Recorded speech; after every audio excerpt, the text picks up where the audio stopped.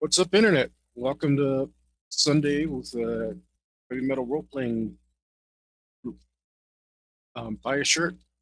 It says it on the shirt. That's how you know it's real. There's a shirt about it. There's two shirts about it, actually. They're both pretty cool. I don't own one yet because I need you guys to buy some so I can afford it. But we've been skipping the normal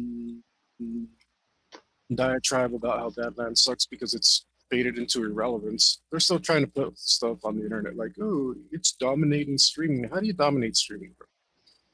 Like, please, you open up Netflix, is it number one? I don't know, honestly, I don't. But because I don't do that, because who cares about Netflix? I think that's kind of irrelevant too. So we skipped that, but last week was amazing because I Uno reversed Dewey Copper here and made him the DM. Look at that. He didn't like that I called it that. That's all. Caught me mid-drink, bro. Yeah, that is actually one of my superpowers, to make people do spit takes.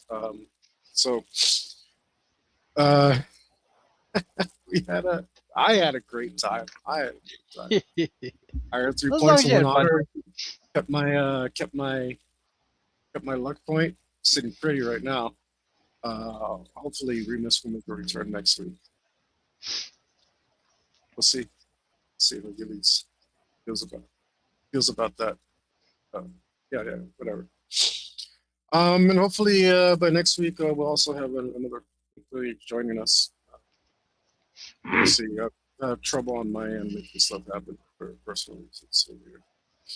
But all that aside, stuff's still moving along. Hopefully you guys join me during the weekdays and Saturday for the art show and completing some free art. I saw that stuff. Other than that, I guess we're pretty much ready to get into it.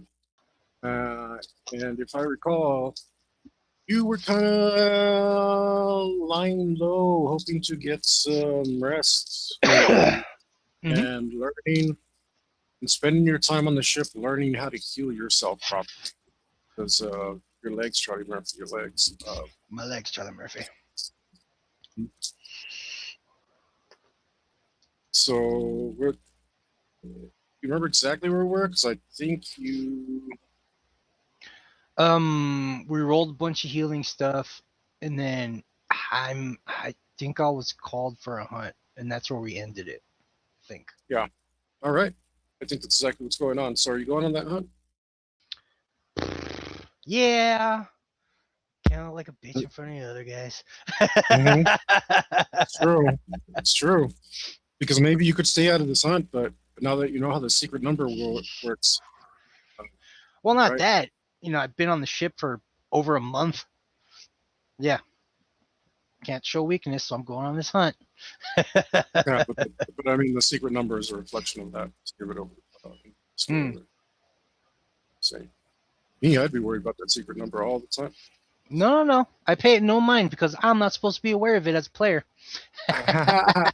I'm playing my character, and I've done nothing for over a month, so yeah. Look, there's good metagaming and there's bad metagaming. And when I tell you, oh, that's what's happening, well, I'll just have to change your secret number over here. You should feel dread. That's my way of taking your in-game dread into a real-life consequence. Sort of, you know what I mean? Sure. Like I said, there's good metagaming and there's bad metagaming. Yeah, you don't know what the number is. That would be bad metagaming. But you know that there's a number and then it's changed. I don't tell you what's going on. Sometimes I tell you that we're going to have to change this number. But fine. You get your equipment. I think I recall you saying something about grabbing your shovel. Yeah, I totally get my shovel and my pickaxe, and I put it with my gear. Yeah, which is which, and I remember being sad about it because I liked the fact that you had it and you never used it. Yep. And I've always needed it. Like the past 3 hunts, I'm like, oh, I could really use it. Damn it, it's on the ship.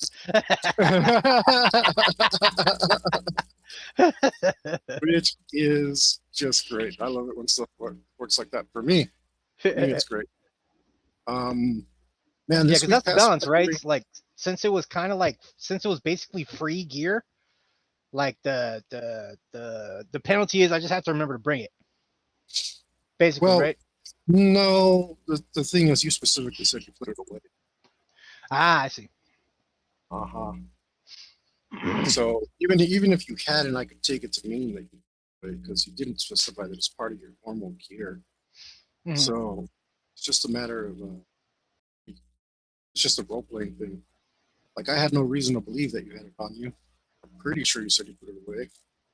So why would you have it Yeah, on? when I first got it, yeah, I shoved it on my bunk and I forgot about it for like 2 hunts, and I needed them on those 2 hunts. Mhm. So that's all it is. Like we're gonna do our best to remember where it actually is. For continuity is very important. Mhm. If you don't have a good memory, you need to take a whole lot of notes. I've been blessed with a pretty decent memory. Um, Normally, I just remember stuff like that. Like, did you even remember that you took your pickaxe and shovel this time? Yeah. You know what? Yeah. Okay. Good. Well, it was probably because I was mocking you this whole time, but I also remember. I remember stuff like that, so I don't have to take as many notes as. Yeah, I remember because it was But funny. also, You're like, yeah. what? I was like, that's right. I remember this time. You're like, oh, all right, fine. But I mean, also, I make it so that I don't want you to know what I remember and what I don't. Yeah. Because when it comes back and you're like, what? I'm just like, don't remember. I love that when we were doing the preternatural thing, we totally did the gamers moment where it's like you come across Flowing River, and everyone's like, the GM's like, it's like, what do you mean? You don't remember? What? Your crippling fear of flowing water? It's like, oh yeah. Ah! We did that. We did that in Preternatural where I was, dude, I like 3 or 4 other sessions. I had mice hidden all around. I had mice hidden all around the story. Mhm. Nobody ever found one. You found one. That mouse was there for Luke's character. You found it instead. Like Ah. I was hiding mice all over the place. Finally, on the episode where it's like the house is full of mice, and Luke's just there like mice. You know the house is full of mice. It's like doing this stuff. It's like, you want to look at your character sheet real quick? It's like I leave. Okay. You forgot about the crippling fear of mice, didn't you? Oh man. Yeah, it actually totally happened. That movie's The Gamers, guys. I recommend it. All right. Little you gotta work into the focus, guys. You can't just you can just turn it on, but we could Yeah, have we're not we're we were not like robots. super You can't just flip a if, switch. if we were super professional, we'd do this before we started streaming so that we'd be like bam bam bam, and we did. We've done that in Preternatural. Yeah. But here we're taking it easy. We're having a good time. There's no Chill stress. campaign. Preternatural, I want stress. Stress all the time. Stress. Boom, boom, boom, Um, action star. yeah. But here we're chill because I mean, you don't need the extra stress because you're probably gonna die. So Predators is hard. Life's hard. have to roll a new character. So we take it easy on this side of it. Um, so with that being said, let's give it a go and see if we give it to you. All right, you get up your gear, bandage your legs. I bandaged my legs, Charlie Murphy. Yeah. And then I put my gear on and I slipped the battle axe. What the hell? And then I slipped the pickaxe and the shovel in my Predator pack. Mhm. bend your legs, get the rest of your usual gear. Make sure that your new gear is working. There's a little bit of new gear in there as well. And make your way to the pod bay. And when you do so, of course, you have to walk through the main hall, or at least an area of the main hall. Mm-hmm.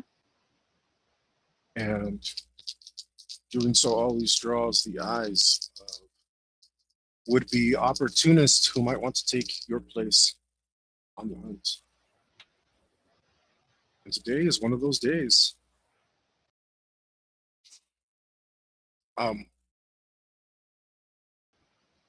Somebody says, "Where you going with them legs?"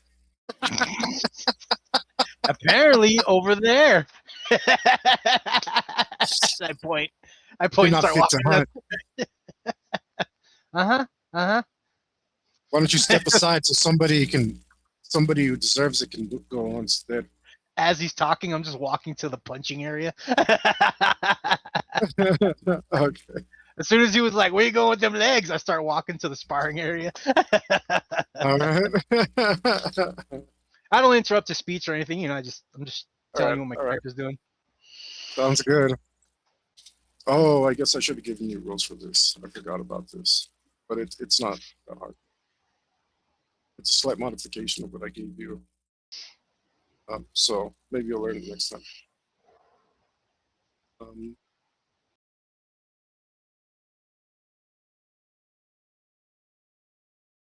Let's do this.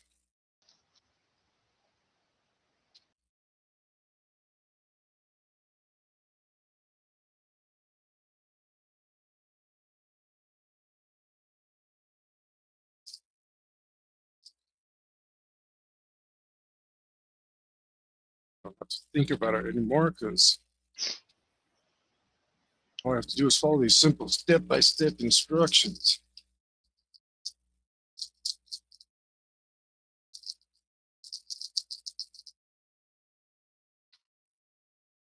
Well, that's a good roll. Beep, beep, beep, beep, beep, beep, beep. 3.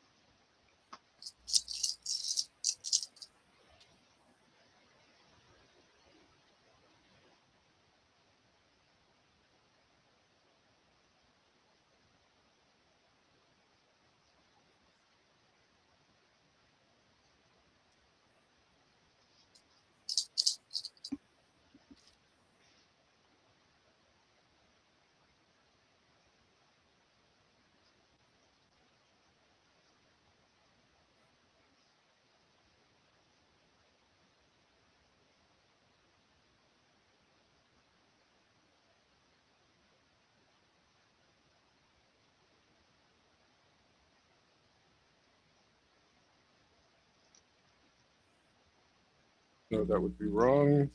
It's going to be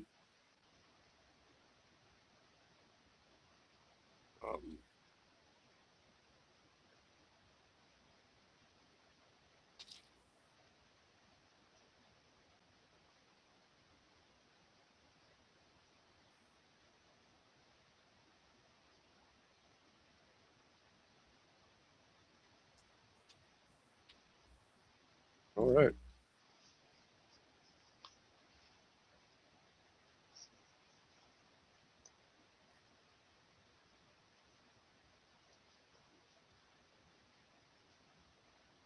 Oh. All right.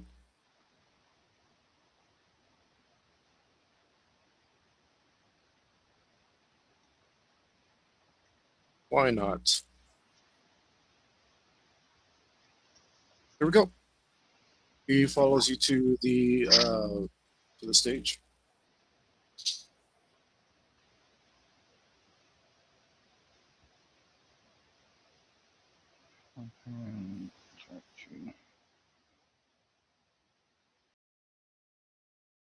All right.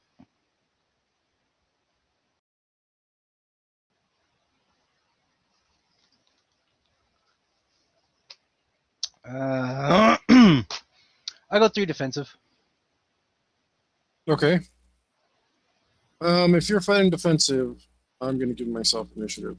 Mhm.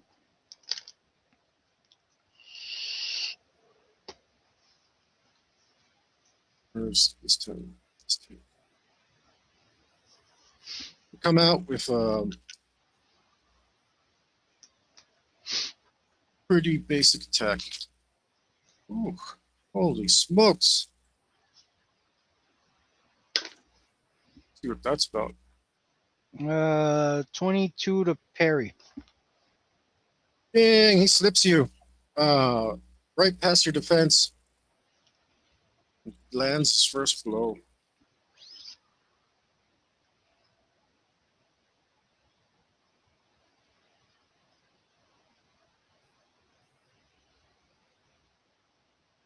Luckily, it's not a crit, so we'll take 4. 17 knockout. I have 4 KO DN, 4 regular DN, so I'm gonna negate 8. Okay, That's all. Take 9 knockout.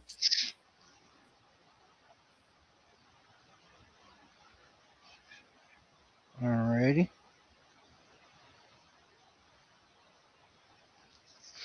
I rage for free. Ah!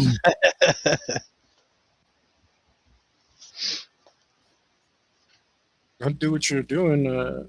Yeah, swing back. Okay.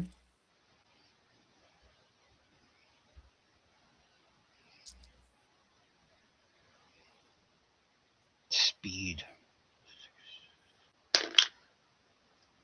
24 attack. Okay, that's a hit.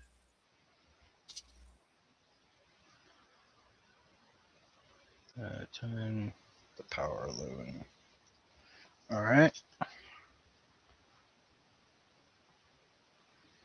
Damage.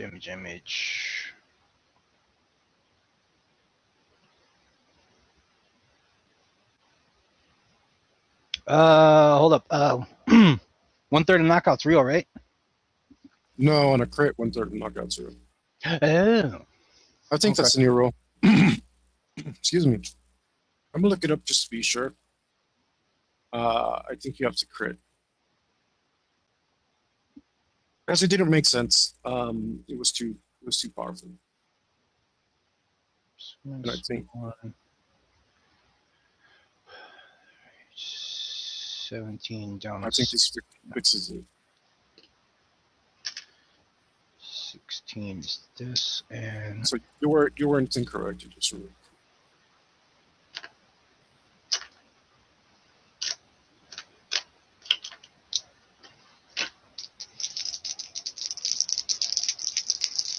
then -1 whatever I roll.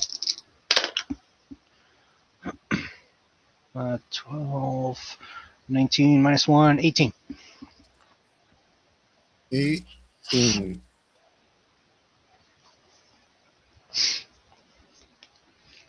Speed boost. Just to that stays the same. Goes up 1. Okay.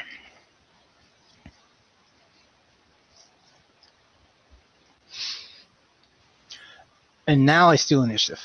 Speed's at 10. I think you might have improved lethality. Oh yeah. 2/12. You have 2 12s. Okay. Yeah, from you got like large bones or thick bones. I think that's what it was called. Yeah.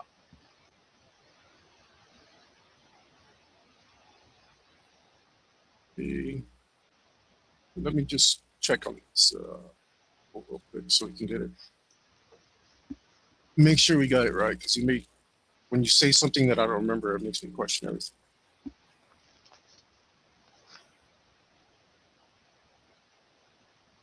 And I mean, I'm only right most of the time, like, so.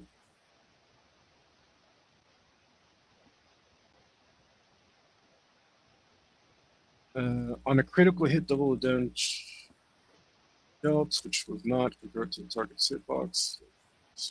Fun.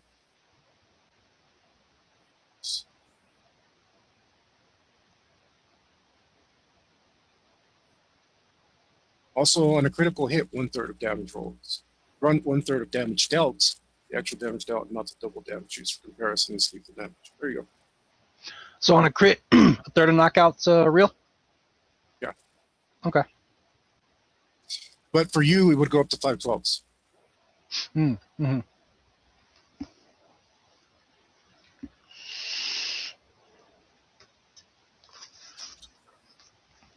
Okay.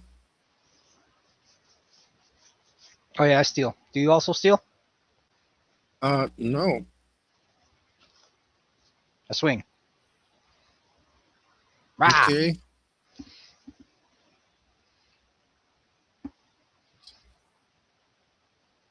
Okay. 24. That is a hit. Okay.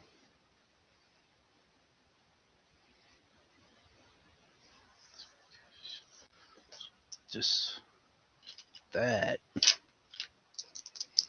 -1. 26. 26. Hey. That's a knockout. Yeah. Oh. You return your the punch just wakes you up and you give him a 1-2 and he never stood a chance. You knock his face into your other fist with your previous fist. And it's too much for his brain to handle at once. Totally rocking his brain inside his massive predator dome. And he goes out pretty convincingly. I just let out a I grab my gear and I start heading to the pod.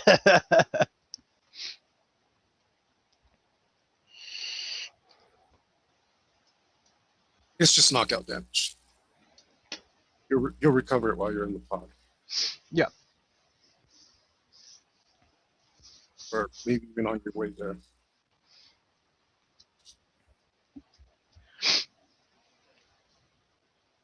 Yeah, because knockout comes back pretty fast, right? Your Every stamina, every. I thought it was your stamina, but I think it's different. Let me look it up so make sure we're doing it right. Because also I need you to know this because you're keeping track of your own hit points now. To help me out, thank you. Mm-hmm. So Yes, I have a dedicated piece of paper now. hit points lost to knockout are recovered at a rate of 2 hit points per round, unless the wound on the same row is lost, in which case knockout on that row is recovered at 1 hit point per round. So long as you have stamina of 2 or lower. Characters with stamina of 3 or greater recover hit points equal to their stamina per round. Yeah, I got a 3 stamina. Okay, so you recover 3 per round. Unless the wound on the same row is lost, in which case you recover a rate of half your stamina. Okay. And of course you round down, so that'd be 1 stamina if you get 3. Mm-hmm. So you're either getting 3 or 1 back. If you have the wound, you're getting 3. If you don't, you're getting 1. So yeah, so I would be let's see, 5, 6, 7, 8, 9. So I would. Precisely, it's like that. It's in case you have a negative stamina, you still get something back. Yeah. So I would recover my hit points like in like less than 30 seconds. Yeah. So basically, on your walk, you walk back to the pod. See, I go to the pod like this. So that it would actually be 6 seconds. So What would be 6 seconds? Rounds are 2 seconds, right? And you recover 3 every. Mhm. So Okay. Doesn't matter right now. 3 times 3 is 9, nearly. Okay. That's how that works. 30 seconds, it's 9, not that's how many you pick. So that's 6 seconds. Cool. Okay. Yeah. So we're on the same page, so you can do it. Mhm. Upform. You go to the yeah. As to not waste any time, I just grab my gear and I head straight to the pod. And then in the pod, because I would have had to disarm for the sparring. So, yeah. No, it's his fault. Tells you out where. I assume I leave my room like full and combat ready. So anytime somebody wants to spar me, it's like, oh shit, all right. I take off my weapons and stuff and my armor, and then we. Yeah, And I yeah, assume I just get dressed on the way back to the pod. Yeah, well, I mean, it's feature stuff, so it's really easy to put back on. Yeah. If it was like in the past, probably need a squire to help you out or something. Right? Takes you like an hour to put on your armor, all the straps and buttons, buckles and shit. Yeah, it would actually take, even if you did a rush job, it would take several minutes, like 15. Yep. So, yeah, I remember when D&D used to have cool rules for that. It was like 15 minutes to don armor, and then you could take a talent and don it in half the time, or something. But no, no, they don't even pay attention to that stuff anymore because the game doesn't care about realism. You're just a superhero in medieval clothing. Anyway, you're in the pod. You're in your pod. Yes. And I'm gonna start. Just- Boop, boop, boop, boop, boop, boop. And I'm gonna roll my recon.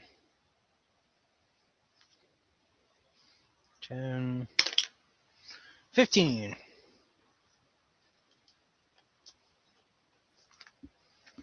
15. Sounds good. I'm gonna get these dice over here that are designated especially for this. This table of doom. And hope it comes out. Oh, hey, that's pretty good. Something you're waiting for?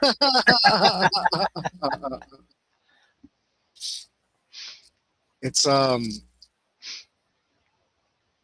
No. Keep it to yourself.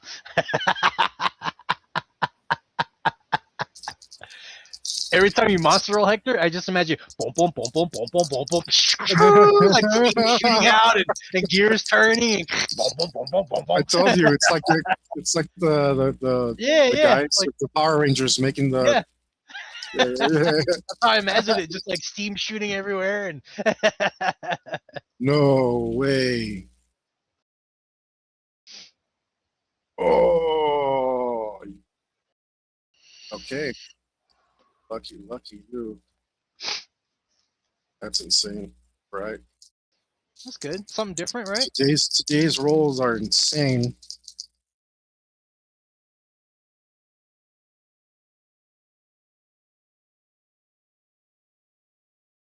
Okay.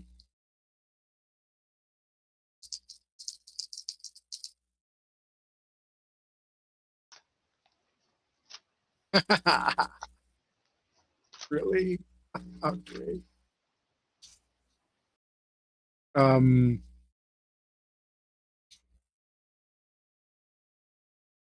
got to think about this a little bit. The rolls are trippy.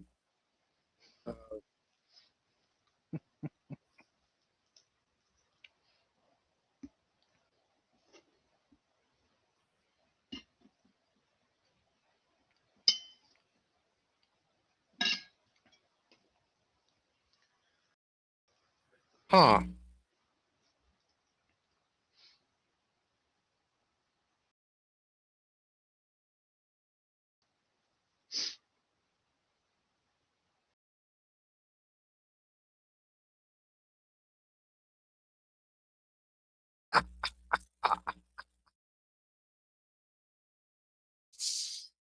Oh my goodness.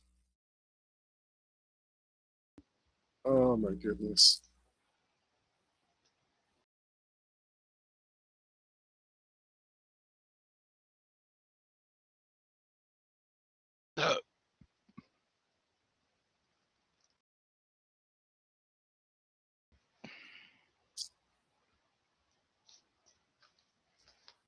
Yeah.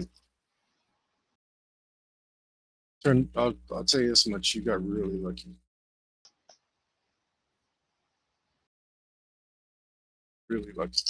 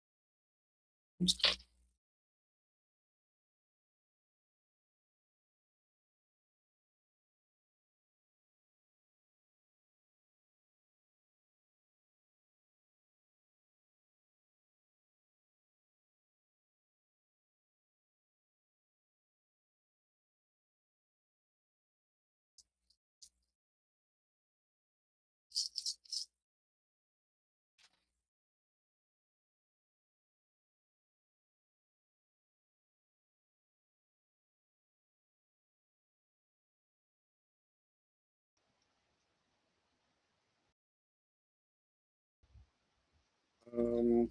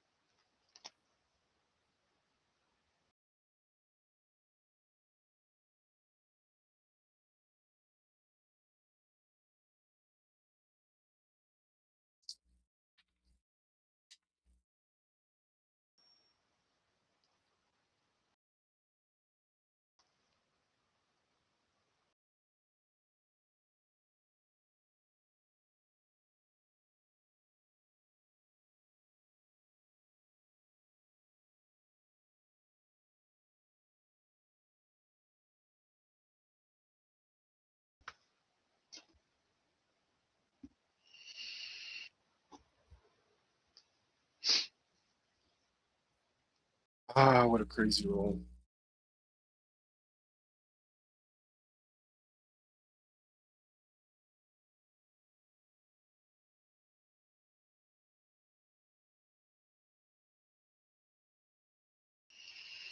Crazy, crazy, crazy. All right. Your products. Ugh.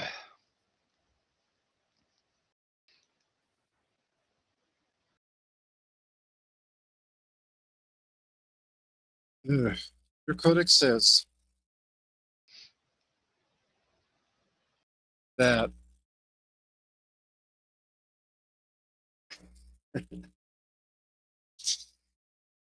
your codex says that there used to be a hominid on the planet,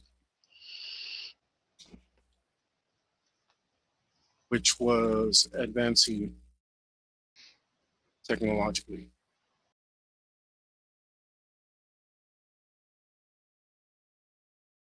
And that they could be worthy prey.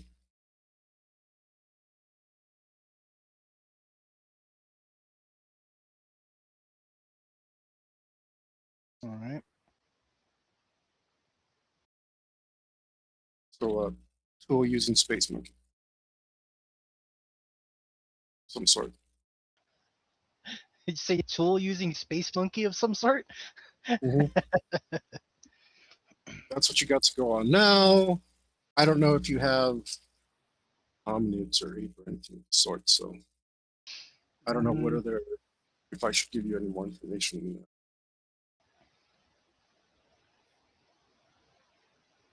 Check him on the jigger. Feeling bovine. No. No. So you're kind of at a loss for where to go on the planet, unfortunately. You're kind of going to have to guess because there's nothing really on the map that would tell you, would point to anything that looks like civilization. Mhm. And you don't know that much about hominids.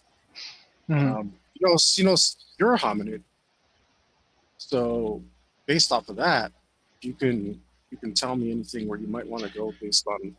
Yeah. I'm gonna look for clearings with water nearby. I'm gonna land there. So you're looking for flatland water here. Mm-hmm. Okay, sounds good. Yeah, you do your best to pick where you're going, and sure enough, you look for some plains, source of water nearby. And in fact, there are several. The planet is something like the size of Earth, not too far off. Some uh, the orchard farm is huge. So on this, your circle where you can land is pretty large. So you got a pretty good your oblique area in which you can land is pretty large. So you got a fair amount of places to pick, and sure, you pick one. As you do so, the fight having taken you a while, you hear the door lock to your pod, and not long after that, the launch sequence begins for all the pods, and you can hear the slight vibration of the metal as the clamps unleash the pods closer and closer to yours. The sound becomes louder until you realize that the sound is directly over your head, and the small, tiny shift of inertia happens as you descend to the planet's surface. The turbulence of the planet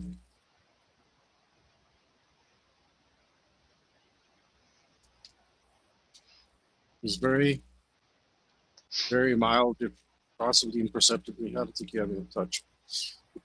So it's a nice, smooth ride down until you once again feel the slight inertia, slighter than riding an elevator, from when the pod suddenly stops and creates a small crater in the place where you landed. The door to the pod unlocks. I'm going to cloak and then open the door and then step out and scan my surroundings. Yeah. You've landed in a field, some sort of grain.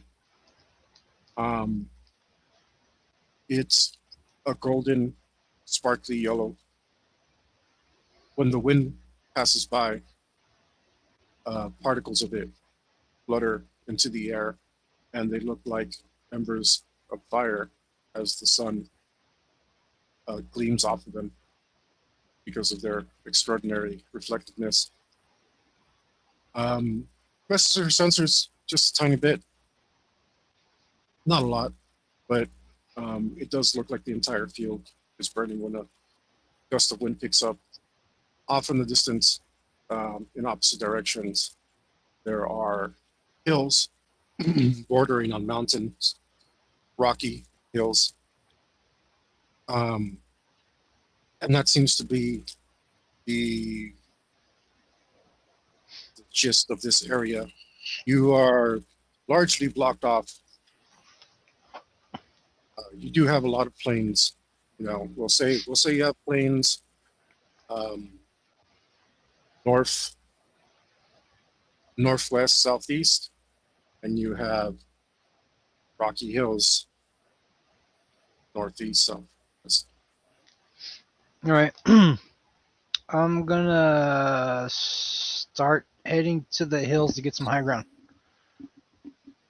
Sure.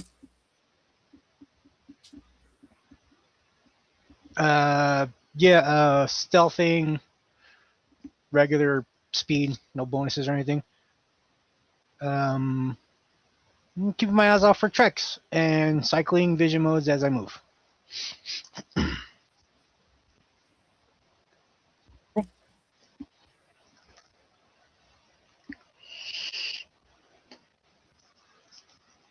So one of the things, even though your pod leaves a small crater, I mean, imagine how hard you have to throw a rock to create a crater. Yep. No, the crater's like, what, 10 foot in diameter? Right. You know, this is stuff that I know, and then you just forget math because you don't do it enough. The distance from one side of the circle to the other, right? Hmm. You know what I mean? That's diameter, right? Yes. Okay. So I mean, it's only, you know, a 5-foot radius, like around the pod. But I mean, how hard would you have to throw a rock to do that? And you know, technically, at the speed at which you land, you should actually, if the way physics works was correct, if there weren't anti-gravity, inertial dampener kind of technology on the pod, it would actually, a thing that size moving at that speed should probably leave more like a 40 or 50-foot radius crater. And you don't hear it from inside the pod. I'm giving you a little bit of outside knowledge because you might have to know this, right? So it's extremely loud outside, but you don't hear it. Extremely loud. And the point is fairness, right? Because if you land right next to your prey and they're not alerted to you, it's in sportsman. So chances of you ever seeing something immediately after you land, very, very slim. Now, of course, you could attract something, but what exactly in the entire freaking galaxy is attracted to a comet falling? You know what I mean? Be extraordinarily rare. So sure, you said you were heading towards one of the hills? Yeah, get some high ground. Cool. And you do so basically undisturbed. On the hills are very rocky and very hard. A small amount of sediment is left there, but for the most part, they're not too slippery and not that hard to climb. But there are parts of it that are rather steep. So what is your climb?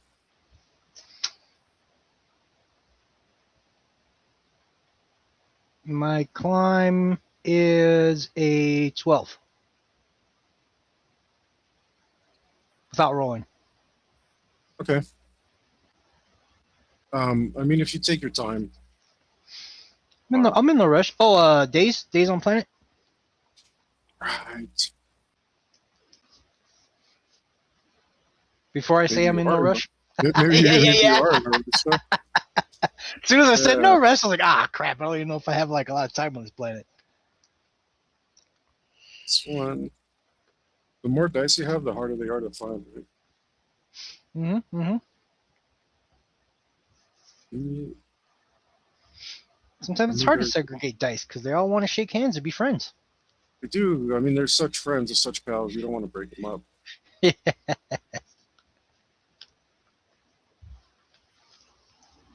Oh, there we go.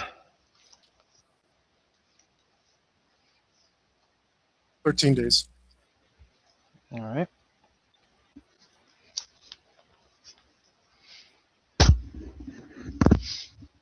And I have parkour to help with the traversing. That helps you avoid obstacles while running, not while climbing. I just like saying I have it. It makes me look cool in my head. I'm not gonna climb on a rock and then jump off. I'm gonna one arm, legs over it. Yeah, parkour.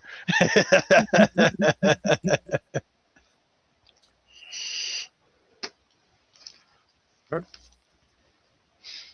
So yeah, once I get some high ground, I'll roll you some Ricky recon. Sure. And, it only takes several hours to walk there and climb the hill, climb the rock. I've gathered there's more rocks. 7. 7, yeah, from where you're at. You definitely pick some plains. And, I mean, the terrain continues. There's only gentle shifts in elevation. There are some peaks and valleys. There are rocks, and there are wide open plains. Some of the hills are like spines. Left, they'll block out the horizon with a small elevation and land. So to be able to walk over it gently, where sometimes just randomly are these rocks again. And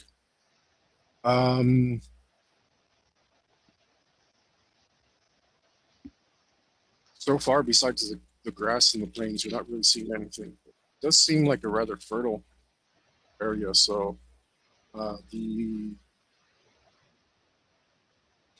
lack of immediate animals is kind of interesting. It seems like it would be a pretty good place for some sort of life to be around here. And I haven't come across a lot of fauna so far. Mm-mm. Has it been like nothing? No bugs or anything?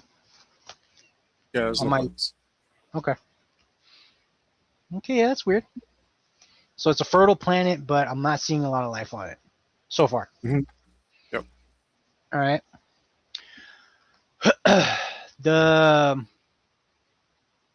by the spot I picked and me knowing where the nearest body of water was before I landed, I'm gonna start heading towards the water. Everything needs water. Everything alive needs water, at least. So I'm gonna start heading in that direction. Cool. Still stealthing, still invisibles, cycling vision modes as I move. I'm keeping my eyes off for any tracks.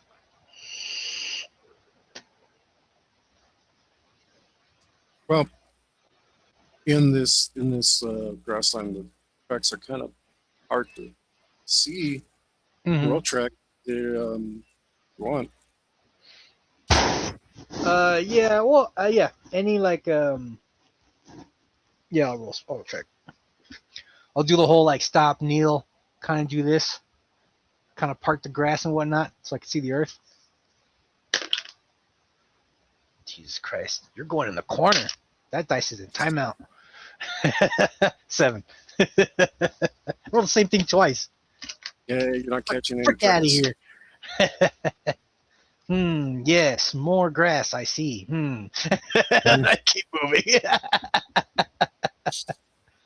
It's just you in the grass, and you move. That's exactly what you do. You move until night comes. So yeah, move until night comes. No fauna. No, Nothing in the skies. Okay. no, it's clear, sunshine and clouds. It's weird. Definitely weird. All right. Do I make it to the water? You get close. Are You'll be you able to close? get Okay. to it by tomorrow. All right. Yeah, I'll travel through the night at a nice light pace to not exhaust myself. And yeah, I just keep scanning for life on the ground and in the sky as I'm moving. Okay. So traveling through night, you notice that um, the grass itself also was not just reflecting the sun. It is in fact bioluminescent. Mm. It does so as the particles depart from the grass. It seems to almost ignite itself, um, and then it is just for a moment highly visible, and then extinguishes itself as it leaves. And the gentle winds make sure that this is happening pretty often. So when the particulates leave the plant, that's when they bioluminesce. Yeah. Okay, so if I walk up to the wheat and I just give it a smack, it's just a bunch of light for like a few seconds. Yep, like you smack the fire, but there's no flame. Hmm. Does it stick into me? Let's check my cloak. Doesn't seem like it, and if it was, it's extinguished itself. So only lasts for a second. Okay.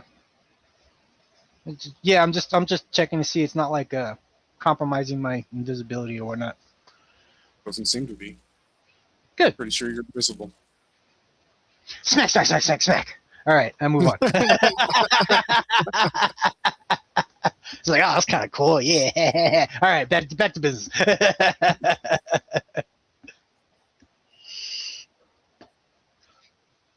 No activity during the night. No, no, none. Doesn't matter. It's extremely calm. The only thing you are aware of is the wind, wind that blows through the valleys between the rocks and causes the grain here to lose some particulates. Um, the night sky is really calm. There's, I mean, plenty of stars, and plenty of embers down here for you, or say embers, quote unquote. Yep. We travel on through the night, and in the morning, you get to your source of water.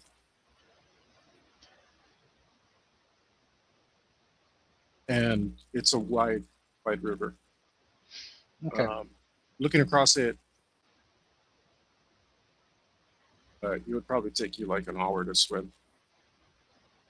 If you could swim, if you could swim pretty fast and swim for that long. Chances are you can't. I don't think you have enough swim to do something like that. You might drown if you tried that.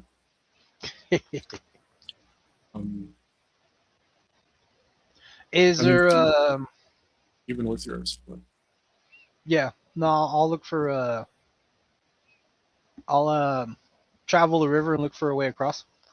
Rock formations or whatnot. Anything like that.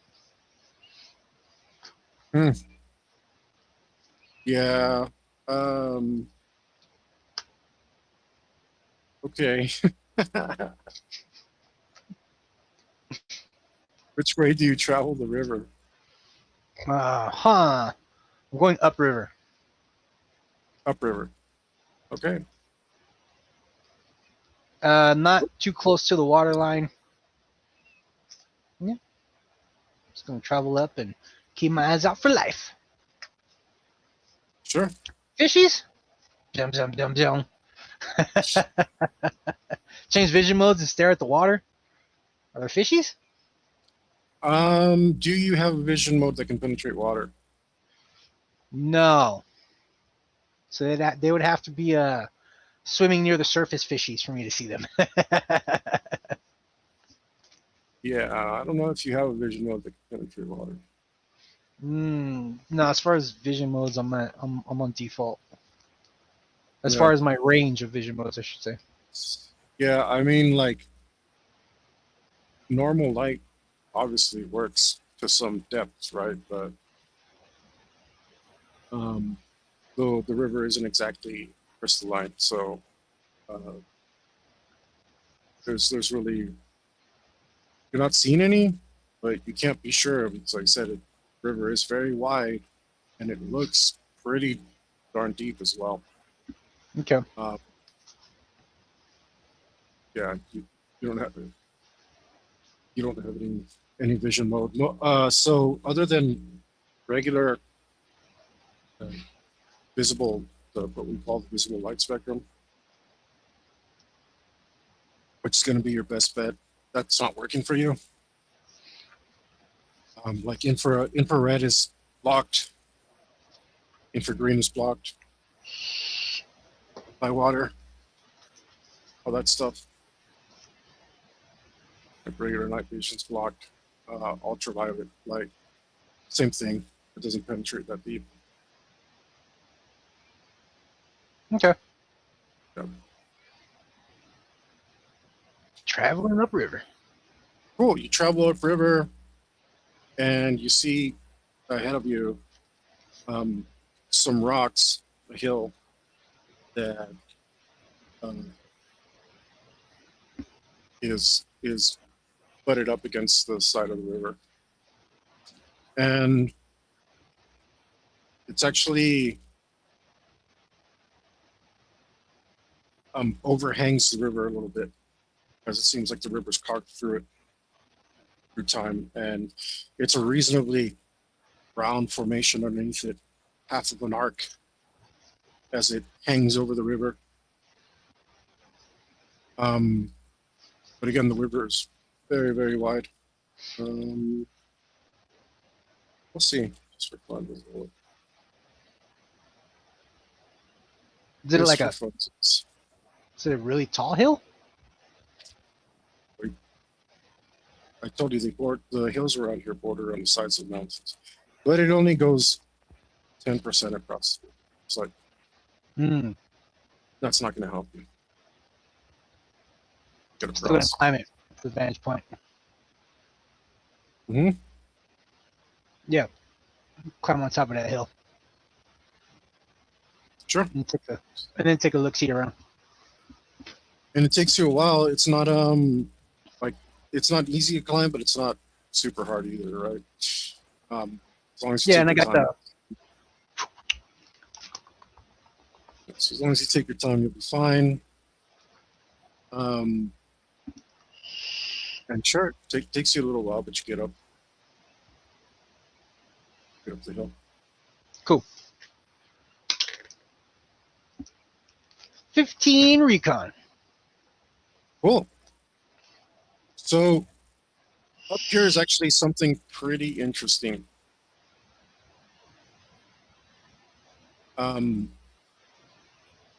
Don't see it at first because it looked like a natural formation. But then you see something that looks like an arrowhead. And while this could just be a coincidence, maybe because it's just a fragment, also in this area is what looks to be a fire circle, fire pit formed out of rocks. Now, there isn't any evidence of ashes or anything because it looks very, very old. And by the way that it's pretty much built into the ground, it looks like either sediment has covered it or uncovered it, or you're not sure. Time does funny things. But it looks like at one point there was a fire pit up here. Okay, but it's This, obviously very old. Yes. yeah, yes, this the arrowhead feather that you find, you think may have been placed here purposely, as it is kind of welded to the ground via dirt. You know, natural processes are, you know, I won't describe them to you in detail or tell you what process it is because you're not a geologist. Yeah. But I mean, to see a feather embedded into the ground is kind of strange, and it looks like it was all put here on by purpose at some point. So you found evidence of something, at least semi-intelligent, and something that could make fire. So that's interesting. You were told of hominids, and from this vantage point, you looking around and getting your bearings as far as you can, you see off in the distance, one of the horizons, just barely peeking out, something that could have easily been mistaken for a rock. But taking a close look at it, and of course you're able to zoom in pretty far. You don't have like special zoom, do you? No. You don't have zoom. What's your zoom? Whatever the helmet came with. Yeah, I thought you knew. I wrote it down. It's somewhere, but I have no idea where in my notes it is.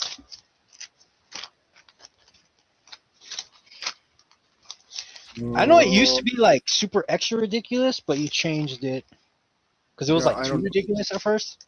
I don't know if I changed it to this. Is it times 15? I think it's 1 to 20. Yeah, okay. Because I was looking, I was like, did I write it down here? But I see that I changed it. I wrote over my old already, so I can see the erase mark. So it's 1 to 20. So you can, it's 20 times magnified.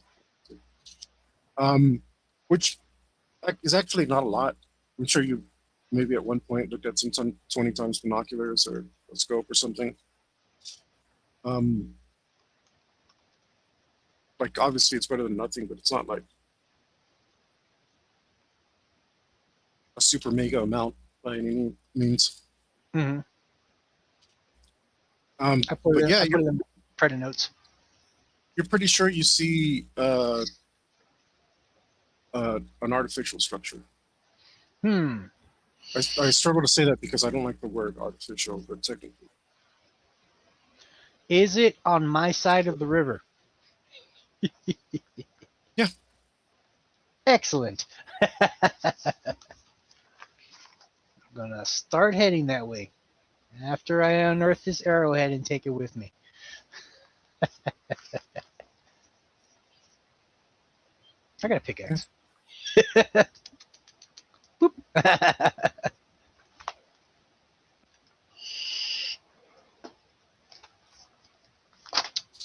Staying cloak, stealthing. Yes.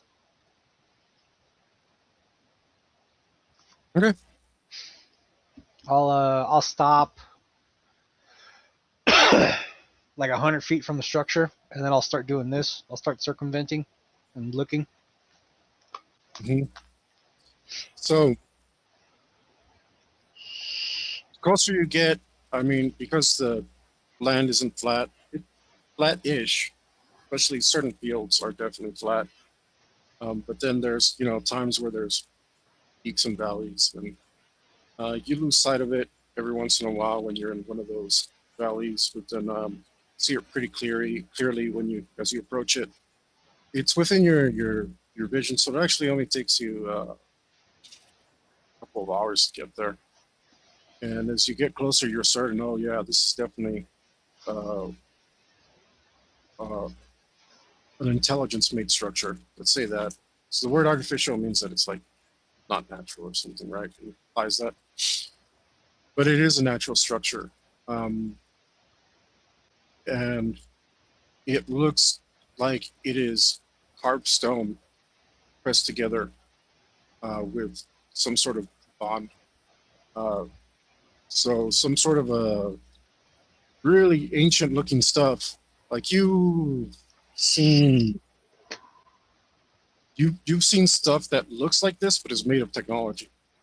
And as far as you know, like right now, as a matter of fact, roll composure.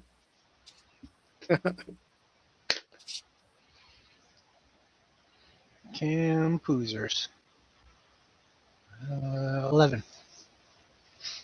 Yeah, you don't suffer culture shock. You could, because like you're like, oh wait, why do we have stuff that looks like this on my planet? And you think like you keep your mind from wandering off and thinking too much nonsense, because you realize like, oh, maybe like, yeah, maybe we used to make stuff like this at one time, or like the technology took over. And that's why some of those aesthetics still exist in our own, in our own kind of a culture and architecture. But it's kind of interesting to see another culture kind of come to the same conclusion, just in an extremely primitive fashion, like out of mind. Basically, these people are so far detached from your level of technology that it's kind of wild. But the structure you see is dilapidated, and it's in ruins. But there are, now that you're here, what look to be like three main buildings, and the rest of it has been overgrown. One of the buildings is just two walls. To what?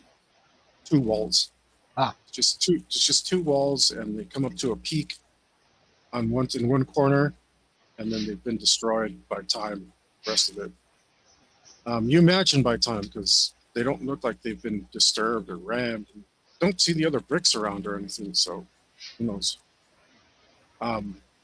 Another one of the buildings is three walls, and this one has what looks to be mostly intact,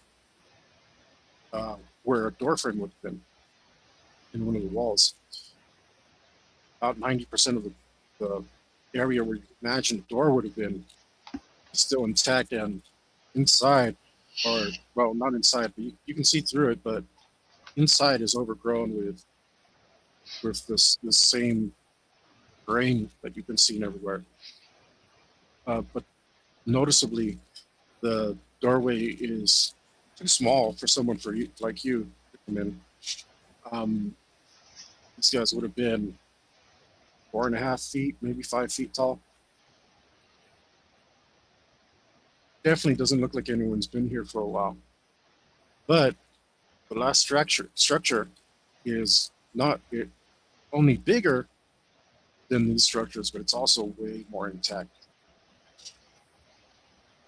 I'm gonna I'm gonna fully circumvent the. I guess I'm gonna half circle it since the river's right there. I'm gonna go like this to get all like that I can see, and then I'm gonna go in and investigate. Sure. Just to gather as much detail as possible. And I'm gonna spend the whole day. Cool. Well, you don't need to. Okay. Go ahead and investigate. 14. Mm-hmm. So,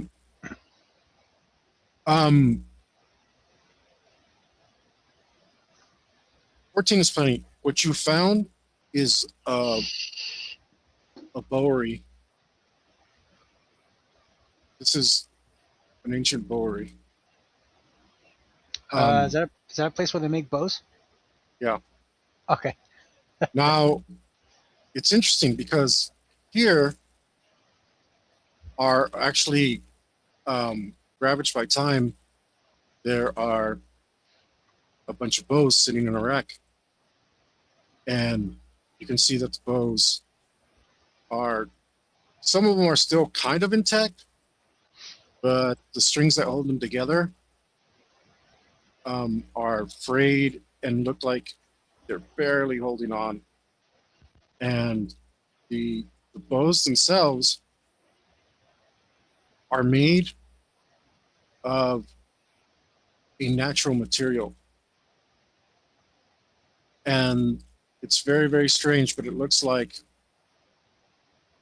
I don't know, do you play with them or anything?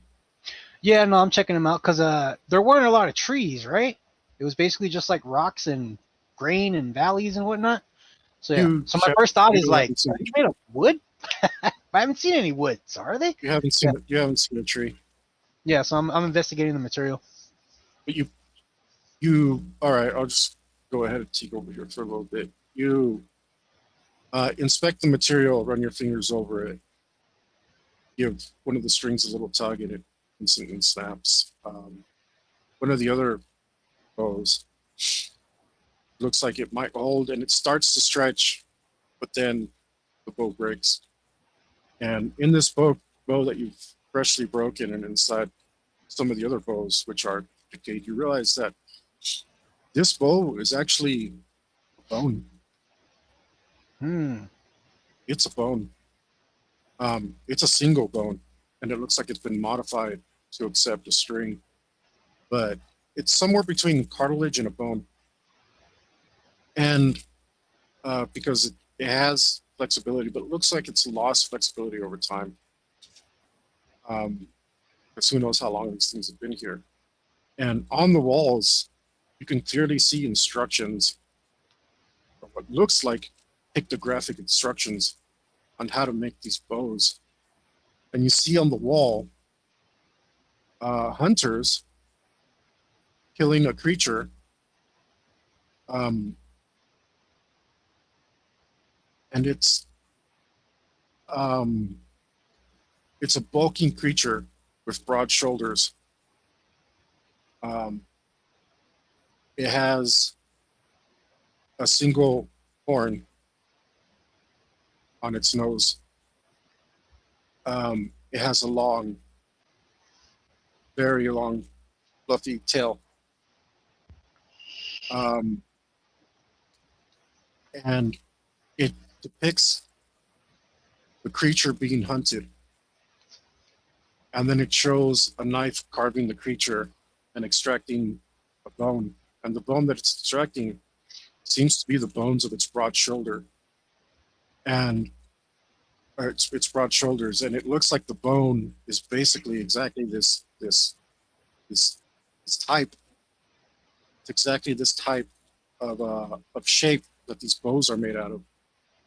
And it shows another picture of the hair being removed from the tail, and the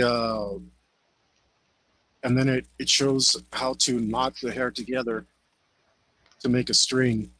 And there's further instructions on how to fashion the how to put notches in the bow, um, showing somebody carefully depicting the bow, the carving of the notches, and it shows taking the fat and covering the bow in the fat of the. I'm just going to tell you what it is now. As best as you can tell, the depiction is of a creature that's a foxalope. A foxalope. Foxalope. Foxalo. It's part, yeah, it's part cow and part fox. But they take the fat, and it looks like they use the fat to cover the bow. So and this is probably some protective method of protecting the string and the bow from age and stuff. And it shows the process of mixing the fat, a few chemicals that you're not quite able to identify, but because of the way the picture is, you know that these chemicals are right here inside of of this building with you, and they are and you're able to identify them because the pictures look very similar to the containers that they're in. And the containers seem to have a good amount of this stuff inside of them. You wouldn't know exactly how much to mix, but it looks like they mix it, and some of the colors and stuff have faded, right? So it's not perfect, but you feel like these instructions are pretty damn thorough, and you might have a pretty good chance of making one of these things if you wanted to. So if I wanted to, I could just kind of take my time and just like make a bow from all the pictographs. Well, the only thing is you'd have to find a foxhole first. Yeah, because all the working material is super, super old. Yeah, if it helps, I have a little bit of learning chemistry and job chemist. Sure, yeah, that absolutely would help. Learned chemistry would be Would be the better. best one for identifying the chemicals. 11. 11. All right, that's actually pretty good. Yeah, as best as you can tell, you think that okay, one of these materials is it looks like it's inert, and that just means that, but it's been purified on purpose, right? So they went out of their way to make this inert substance. Well, inert substances are actually pretty good at certain things, like not reacting with anything. So they probably meant to use this to slow the age of time, the effects of time on stuff by covering their holes in this inert stuff. And by the pictures telling you to mix it with fat, what looks like the other thing is a bonding agent to make sure that the fat sticks to the inert thing and the bow, it seems. So it looks like if they were all mixed together, they might make a pretty good glue and preserve your bow for you. Interesting. And who knows how old these bows are, but in order for time to ravage this stone this long, they must have been here a very long time. So the fact that there's any bows left and they haven't decayed or been eaten by animals, or they've definitely become brittle, and don't have. You only felt a tiny bit of flex in one of the bows, but other than that, it looks like they were actually probably preserved for many, many years. You're not an archaeologist, so I can't tell you more than that. Mhm. Yeah. I'm on the right path. But my character question is, wait, did they come up with this, or did somebody give them these instructions, or did they learn this over time? Curiouser and curiouser.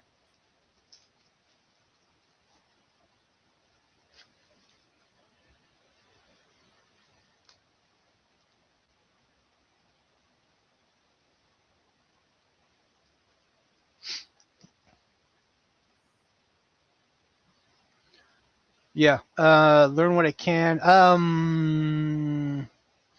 Any remains?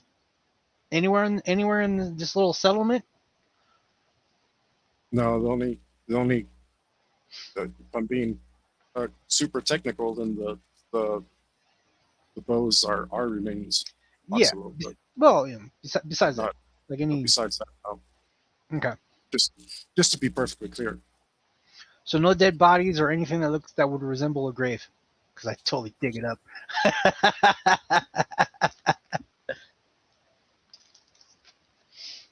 So no. Mm-mm. Okay. All right. I'm gonna study the pictographs for a little bit, and then I'm going to continue on. Yes. Okay. If I have enough time, I might make a bow. Who knows?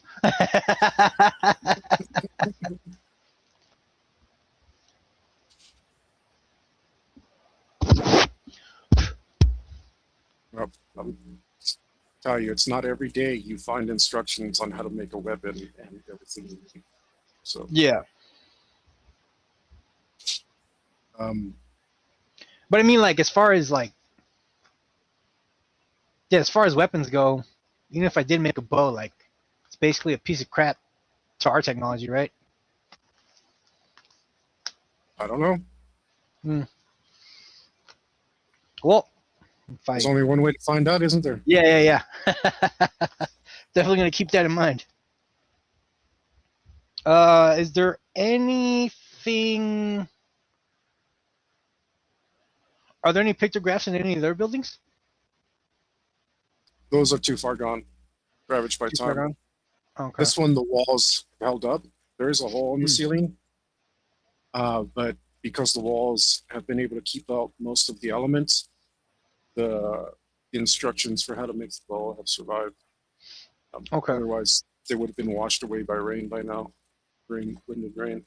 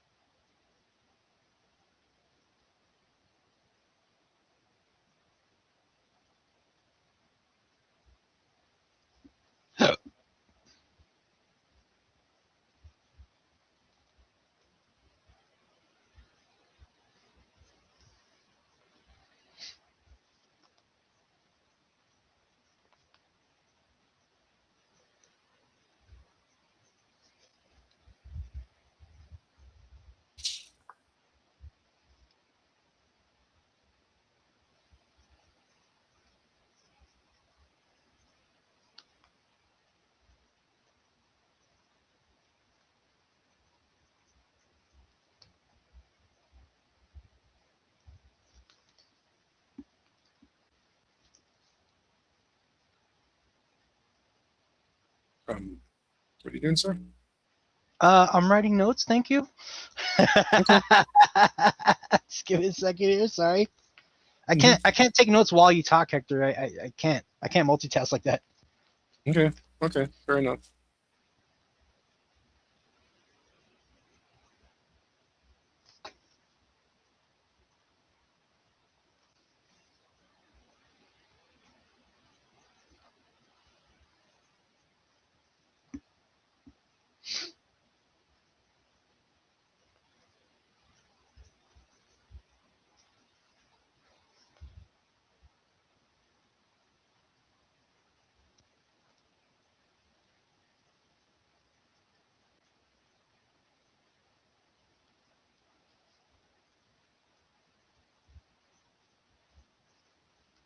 All right.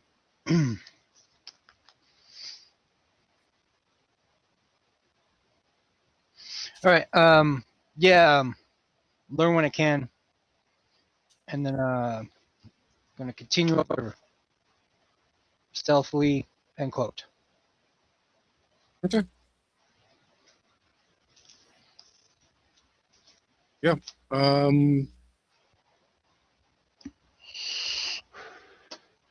Well, if this how tall is the building? How tall is the big building? Which way do you dude, it's only like Nah, that's fine. Yeah. I'm continuing upriver. You have to duck in the doorway and pretty much take it all up. So Yeah, I'm gonna continue upriver, and then anytime I see some high ground, I'll stop, climb it, and then yeah, do that thing. okay. Okay.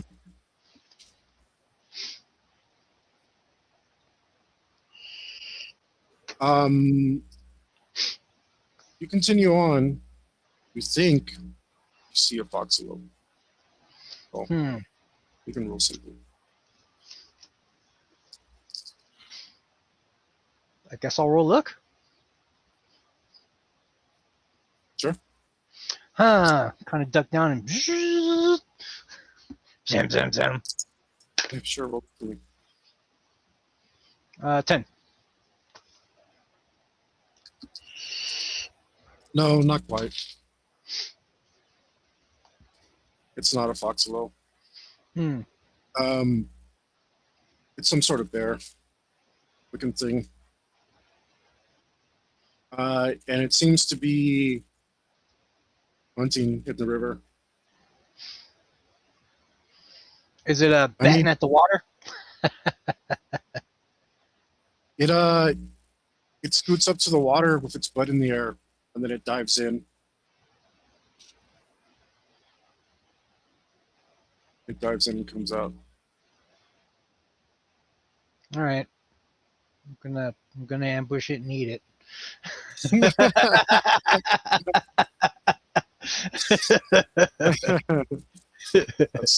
That's what predators do. Let it enjoy its last meal and then murder it. Let's see if it give it some stats real quick and see if it.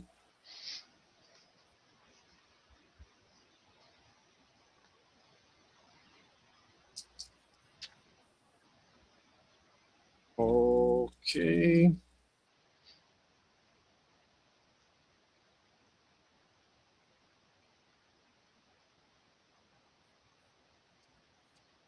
Oh. Back here. Bad die. Bad. You stay on table.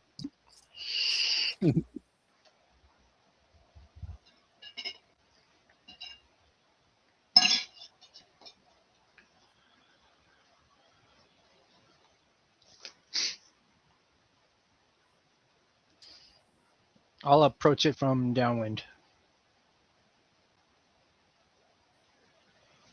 Okay. Which is easy to figure out because all the stupid grain. Well, it would also might be impossible, but depending on the direction of the river. Give me a second. Mhm.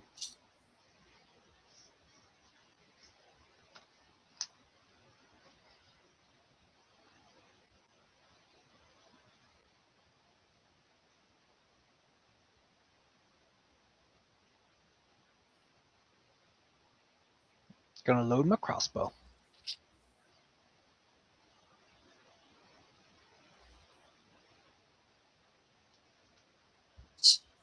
Now, you load your crossbow. Mhm. Cool. I'm gonna roll. I'll roll this. Cool. Load your crossbow. Now I'll roll stealth.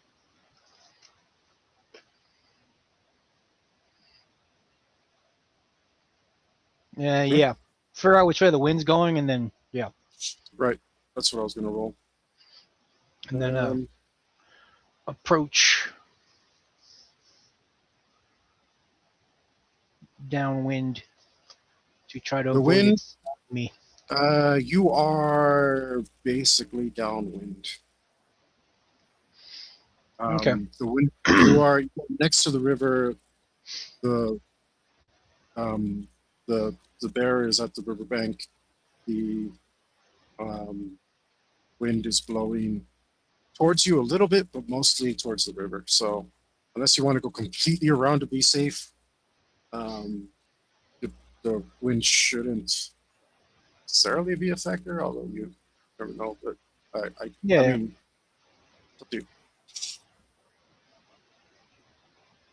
I approach it downwind. Whatever I So have you to go do all for the that. so you go all the way around. Yeah. No. Oh wait. No wait. Okay. So this is as downwind as you can be, unless you went into the river. No. Yeah. No water for me. Yeah. 19 stealth. Okay. I'm gonna crouch. Okay. Sneak. Yeah. You sneak for a couple minutes, watching this thing stare intently into the river. I mean, it's got to have good eyes. It's got better eyes than you do. And I actually saw it like get something out of the river, right? You're not sure. You're pretty far. Oh, okay. All right. But I mean, it'd be pretty weird if it was just doing this for a swim. It's a weird bear. Maybe it's got brain damage. Maybe just likes Yeah. pretty rocks. As you get closer, it seems to be a short-haired weasel kind of thing. It has a very elongated snout,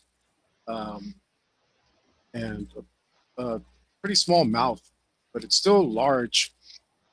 It's at least as big as you, if not bigger and heavier. But it is walking along forwards instead. It has like a badger tail, so it looks semi-aquatic. Mhm.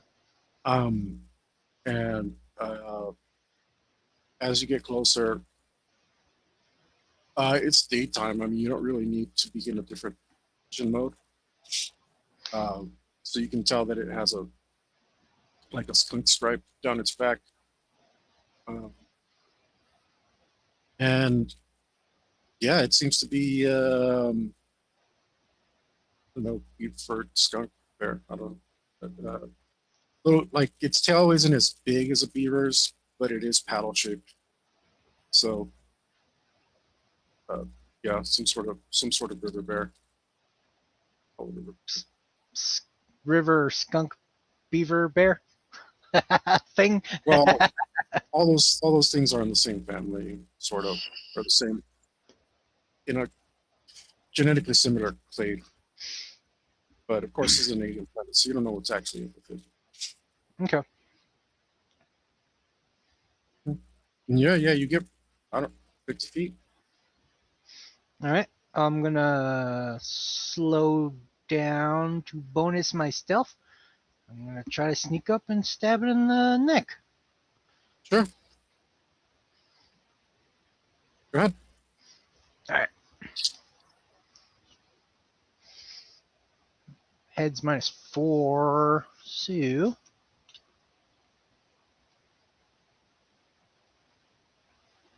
-1, and then -4, 5, 12, 15 attack. Attack? Yeah. But you said you were stealthy. I was. I said I wanted to sneak up to it and stab it in the face. Yeah, I thought you were going to roll to sneak up to it. So Oh, okay. Well, if it's the sneak, then it's going to be a 21. 21. Cool. How close does that put you? Oh. I'm trying to get within striking range. So, like, But you're 4 50 feet feet from away. it? That's what I'm saying. I want to get like 4 feet from it. Yeah, how far does your move? 21. So you're moving run speed? Nah, walking speed. I'm trying to be extra. So 11. 11. I'm moving 11 feet. Oh, Or 10. okay, Or 10 so- feet. Round down. Yeah, 10 feet. So there you go. So that gets you 39 feet away, or 40 feet away. Jeez. The hell was walk? It's like a second here. I don't know why I wrote that down either. God damn it.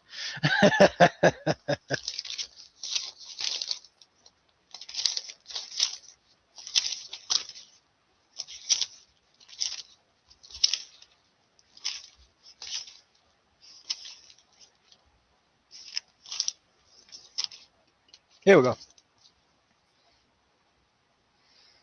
Half move speeds +1. All right.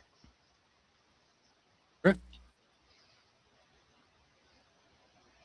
So Let's keep regular. going. 28. Go, keep going. 22.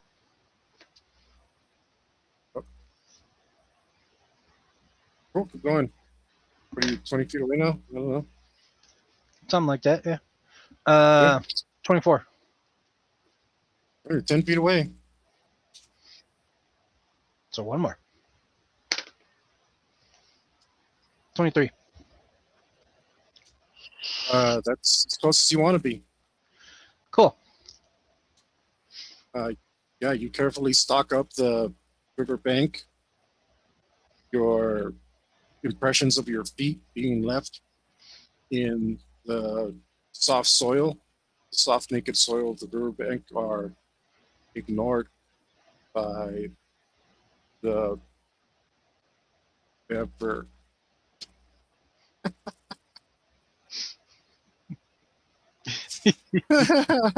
Yeah, and I imagine the river noise gives me a little cover Hmm. since it's right next to the water moving and whatnot. All right. Well, the river's gonna be pretty quiet, and it's pretty Yeah. calm place. But yeah. Okay. So get right up on it and stab in the head. Mm-hmm. When's the last time you murdered something? Woo. Long time. I got murder though. Hmm?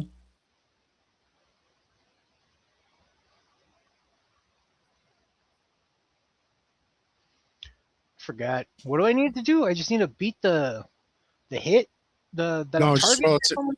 no, just roll attack and use your murder skill as bonus damage. For bonus The damage. murder. Okay. I'm gonna sacrifice because why not?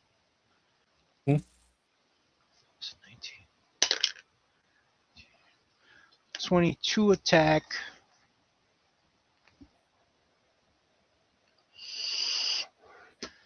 No. I'm sorry. 18. I'm going for the head.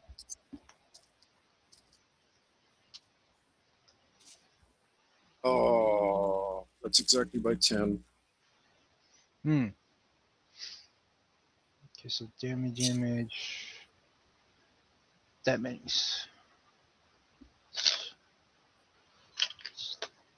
This and 12. Oh yeah, bonus. Okay, murder bonus damage. So it's this many. Sweet spot strike, so lower the rank by 1. So it's this.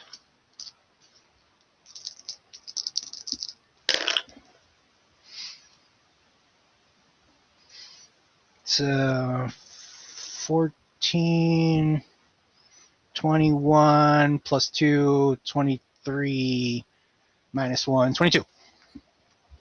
Oh, it's head. Yeah, a quarter of 23. 23 or Yeah, 22? quarter. Why'd you say 22 No, and then 20? because I had the negative after, right? Oh, you have a negative. Yeah. Okay.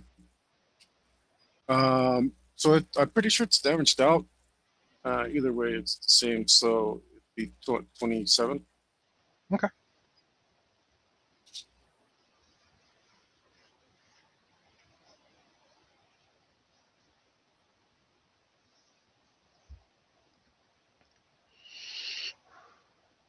To the head. AP 20.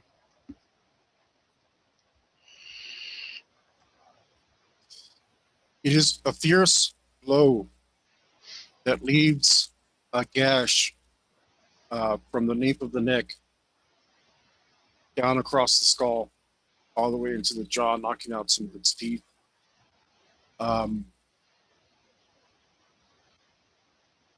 It causes an extraordinary amount of blood to gush out as some sort of artery or something was hit, and its head is covered instantly in its own blood, as well as a large portion of the riverbank next to the next between itself and the river. You've hit it very hard and caused a significant amount of damage. It, however, is still alive and acutely aware of you now.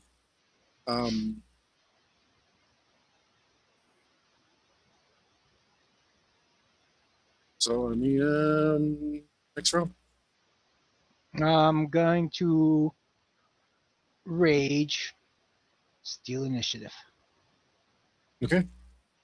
Good. Slash it again. Kya! 16, 26 attack. Roll damage.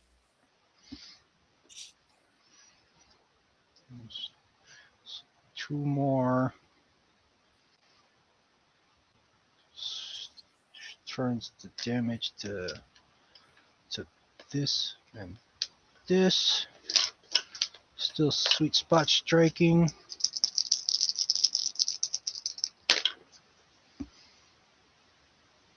That's a 1. So just ignore that. And then 22. 22. As it rears in your direction, bringing up its piercing-looking claws up the bear, excuse the pun, and it wants to come down at you. Instead, you're too quick for it, and slice hard across its chest, opening up its torso, and it spills its guts all over the riverbank as it falls before you. Sweet. I eat it. I slice off the good parts and Yeah, it's short-furred and not. It does have a very tough hide, but for your weapons, it's not hard to skin. Yeah. Cut out the good meaty parts. Eat my fill, and then take a look around, make sure there's no more burrs. Chuck the rest in the river. Get rid of the evidence.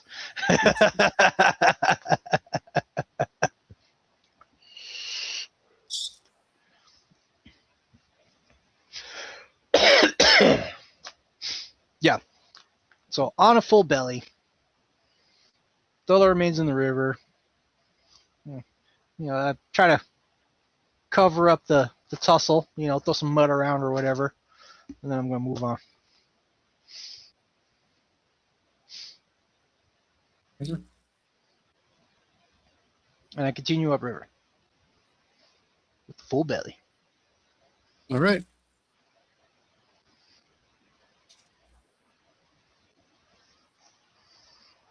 There. Bever. Yeah. There. Either one's good.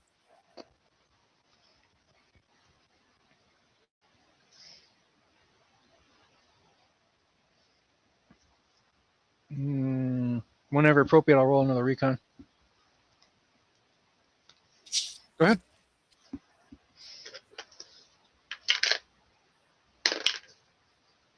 $11.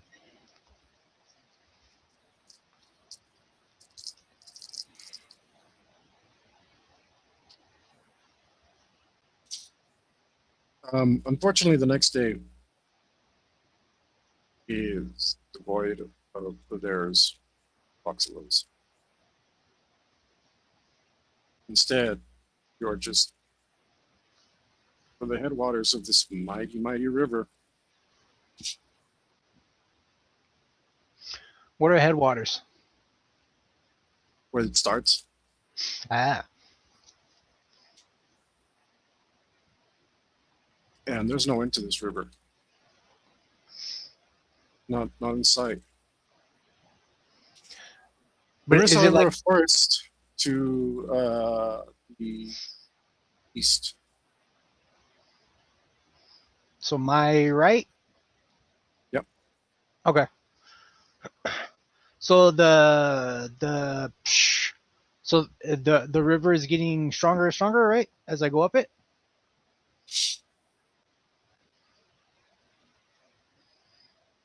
And there's forest to the right. Gonna look at the forest. Look back at the river. Think for a second. And for now, I'm gonna keep following the river. Okay. I'm gonna roll trek first to see if I could see any traffic between the river and the forest. Sure.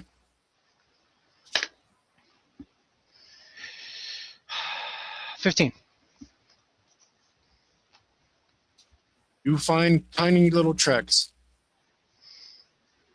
They come out of the river and then go back into the river.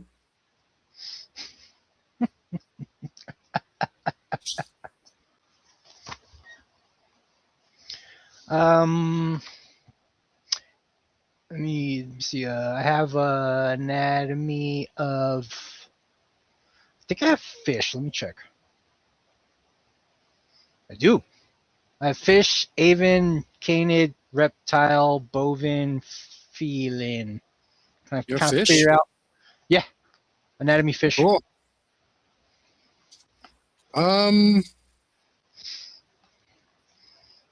So you know that some fish walk sometimes? That could be the Uh-huh. case here. I've seen it. And, and maybe these fish are walking to spawn they're young in a safe place along the riverbank instead of in the river where they're washed up or predated on. So, I mean, if that was correct, you could just scoop at where the tracks end and see if you find any fish eggs. I do. Out of curiosity. Yeah, you find some caviar. Huh. Why not? Yeah. Oh yeah, I forgot to tell you.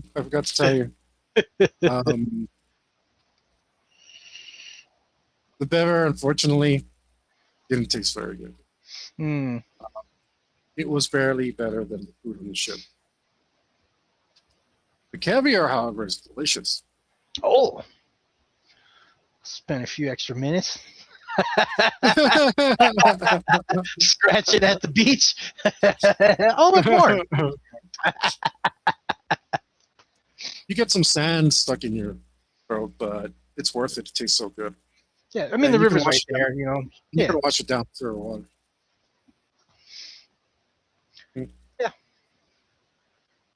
Because the only opportunity I have to eat good food is on the hunt. Yeah. You know, Get my this fill. is one of the best. This is one of the best things you've ever tasted. Wow. It's all extra salty and probably Actually, I don't zero. know. I've never had caviar, so I don't know. But See, I don't know either. I'm pretty sure it's supposed to be. I'm pretty sure it's salty. I think. I have no idea. I mean, it's like caviar from saltwater fish, so maybe they're like naturally seasoned. I don't know. Yeah, like would Right, this freshwater is caviar suck? but this is freshwater fish, so I don't know. Maybe it's Oh. just full of umami flavor, nice and rich and buttery, and I don't know. Just, I mean, fresh eggs are buttery, so I don't know.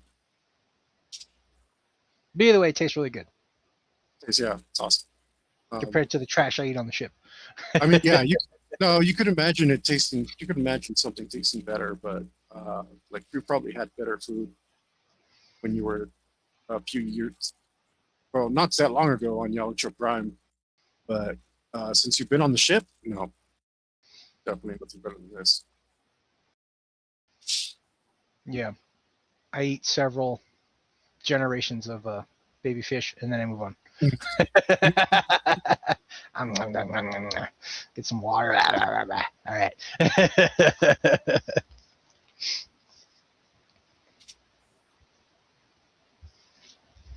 So even the horrible Bavair was better than the ship on the food, not by a lot, but so yeah, that's fine. So you continue on basically for another day. So are we on day 4?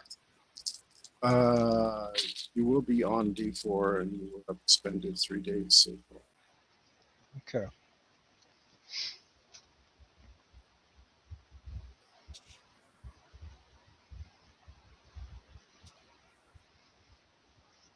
Give me another recon here.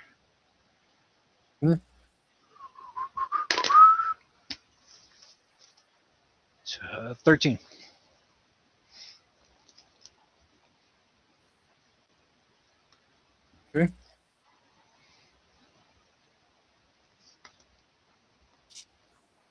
Yeah, it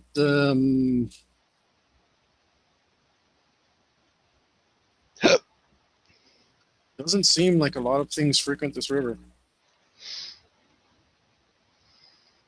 Okay. It's not a situation. You do see another a couple of theirs cross the river. But it looks like they don't have any trouble swimming. So They don't taste that good yeah. anyways. Just let them be.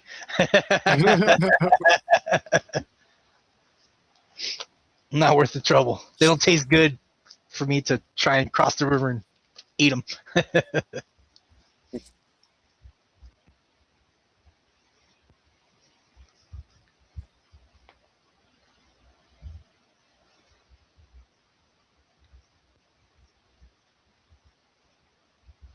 All right. Yeah, I just continue on.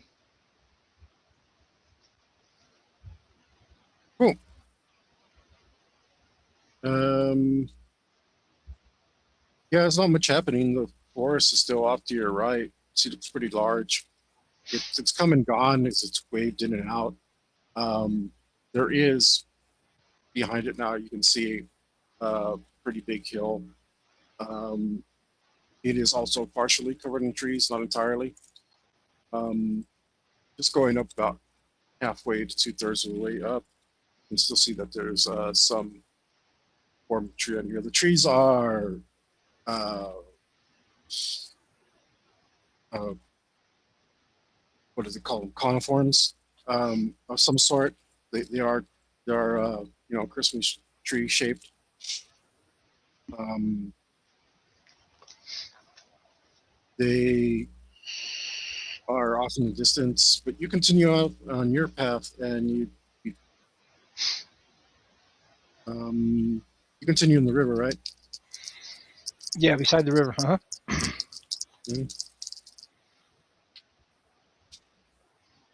Okay, continue down the river and you find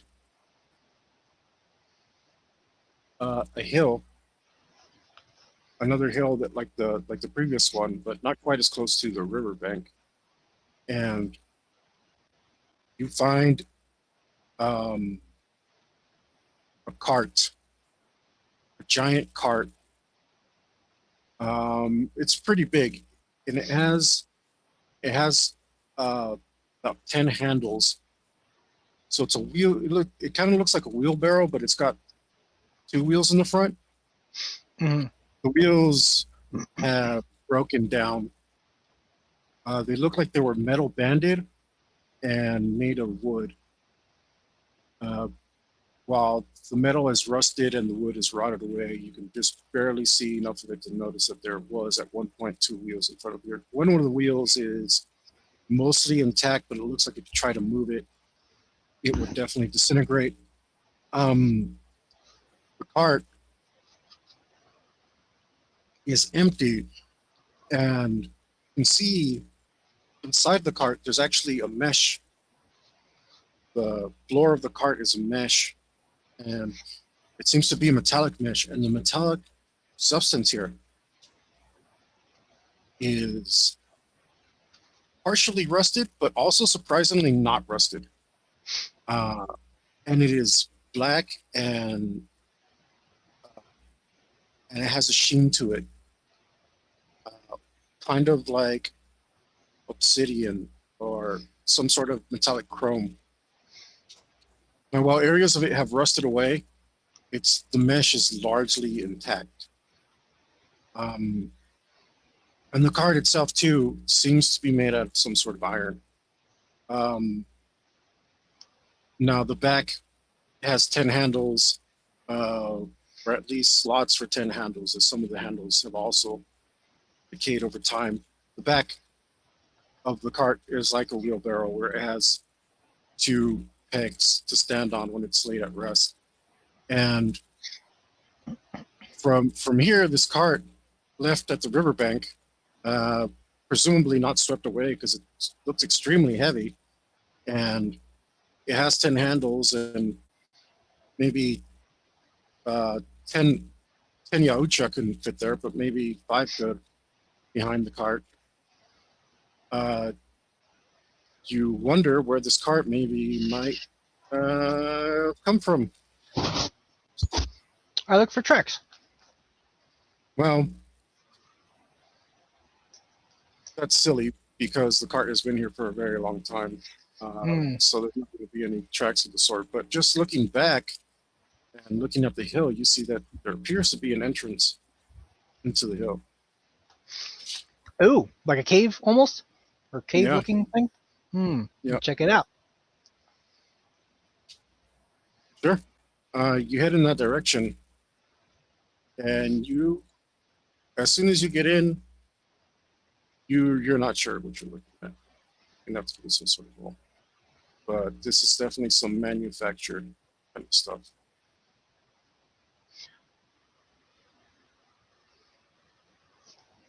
Well,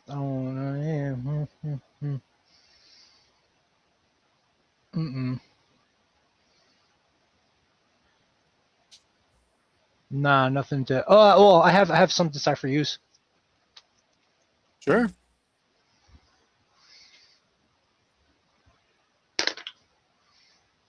13. None of it makes any sense to you until scanning around the room, you find a box. And in the box, there is what might be hundreds of arrowheads. And the arrowheads are in pretty pristine condition. They are made of the similar lustrous looking black metal that the mesh of the cart was made of. And you start putting it together that actually this is a hammer, and it's a huge hammer. It's not a little hammer. It's a huge hammer. It's taller than you are and wider than you are. And it looks, you're not exactly sure how it, at one point, because it's so destroyed at this point by time, but you're not sure how it worked, but it looks like it was bringing down this massive weight and onto a very small area where it looks like it was forging these arrowheads, smashing them together. So this metal must be pretty tough if it takes a hammer that hard, that big to forge it. And you realize that one of these other things definitely looks like a furnace, and another one looks like a smelter. And this is a fairly industrious thing, and it looks like the whole purpose of this thing was just to make arrowheads. And looking deeper into the area, you notice that this is a cave and there's some mining equipment. Perhaps they were mining this material right here and forging their arrowheads right as they went out. And because you rolled so high on decipher use, it looks like at some point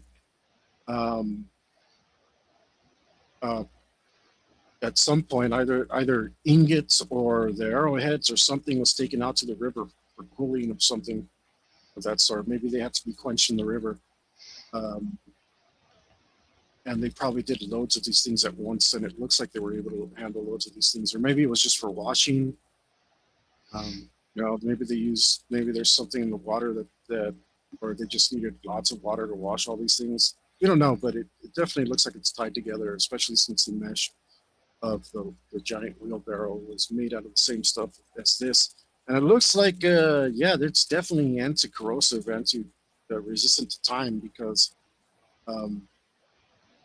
if you're dipping a cart into the river, it should be completely rusted by now. But the way that how old and petrified the wood looked, again, you don't have a skill that'll tell you how old it is, but you can't imagine how long it would take for something to start looking that old. So, no, that's very, very old. Well, that's pretty efficient to put your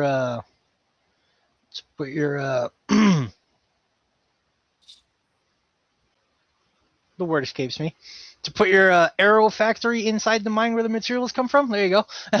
Arrowhead factory. All right. That's cool. That's good. I feel like I'm like slowly climbing the timeline of these guys. I found like the caveman fire, and then I found the Bowery, and then I came across this mine, so I feel like I'm on the right path. Yeah, okay. Cool. Just gonna take some of these arrowheads. Because why not?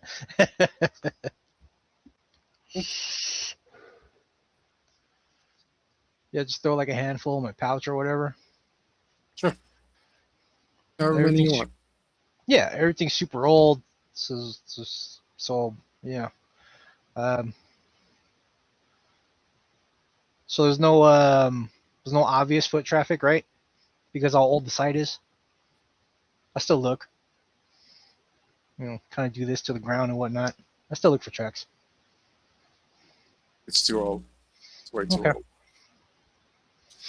And even with the minimal amount of gentle wind coming in here, the scratch marks from the mining operation incredibly hard to find.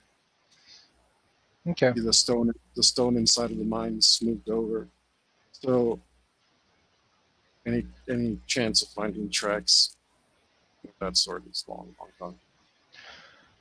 Is this mine a part of the large hill next to the forest? No. Those are far away. Okay. All right.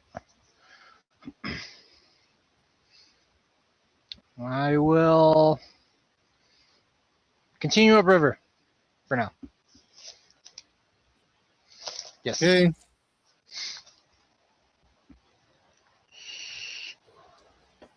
Well, it's going to take you another day.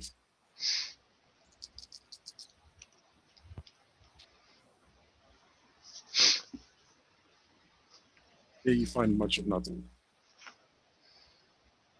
More recon? Oh, yeah, you could change your pick. Nah, 7. Yeah, you find much more. I'm going to continue on. Off in the distance, you see very large mountains. At first, you think it's another hill, then you realize how long it's taking. It's not getting any closer. So you imagine it's very, very off in the distance. And when you zoom in, you only see a fuzzy image off in the distance, and you realize that's a big old mountain that's far, far away. You have no idea how long it will take you to get there. All right. Big old mountain, super far away. Well, That's the only thing that's changed. You are kind of leaving the forest behind. It looks like it's wavering off in farther west, and you'll be able to get there soon. Time to continue on this path. Okay. Well, it's day. It'll be like day 5 now, right? We're on day 5. Day 5 is over. We're on day 6. Oh shit! All right, I missed a day. I've been trying to mark them off. On day 6. Okay. I'm gonna do one more day ahead, and then I'm gonna turn around and investigate the forest on my way back. Okay. That's the plan.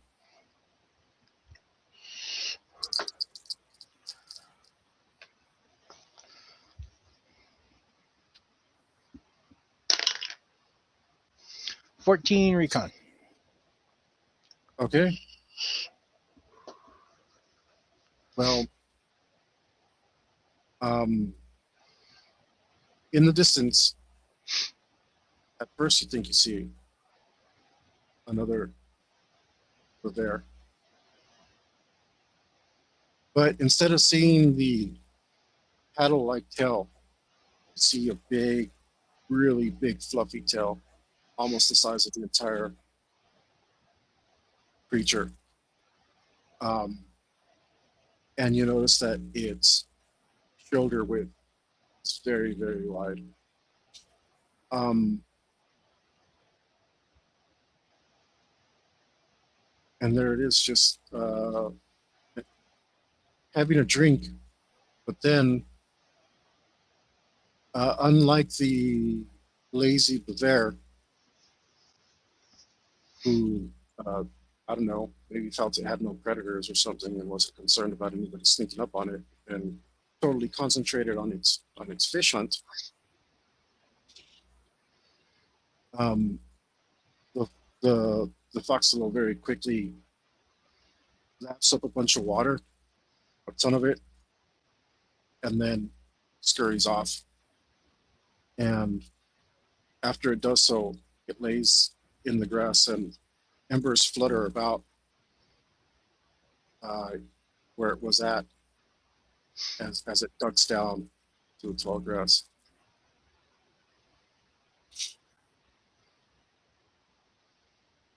We'll kill it.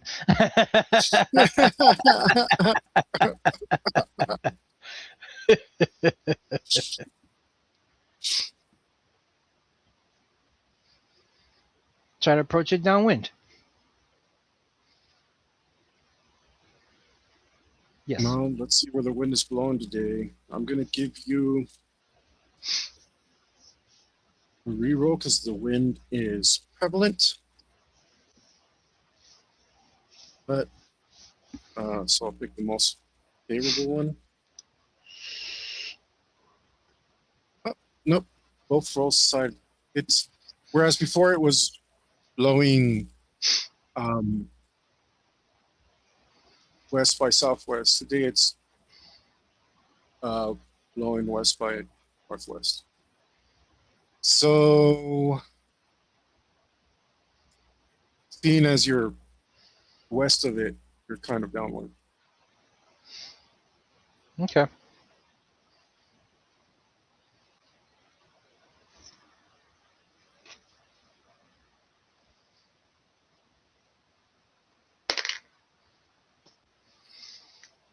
"21 stealth towards where I last saw it."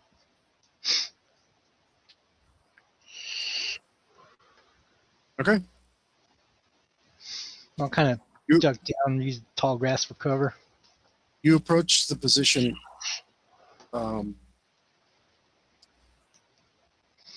cautiously, and you get to where you think should be about 200 feet from it. Cycle vision mode, see if I can see it in the grass. Mm-hmm. And you have only standard. Mm-hmm. Standard array.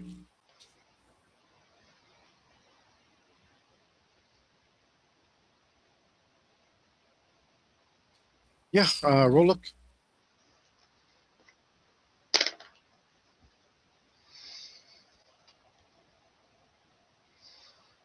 It's 14. Okay, well, it's very well covered. You see, in fact, you wouldn't be able to see through this much grass, but there is just a little bit of haze coming off top, where some heat is emanating from the grass. Just a little bit, but you got a heat signature, and heat vision seems to be working for this hunt. Okay. 200 feet away. Mm-hmm. All right. Yep. Try to sneak up on it.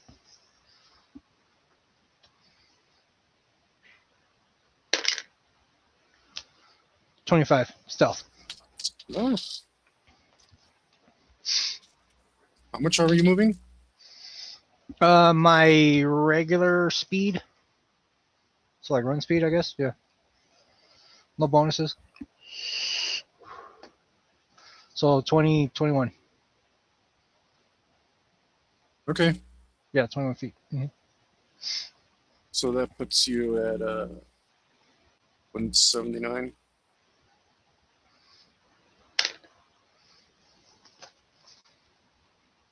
20.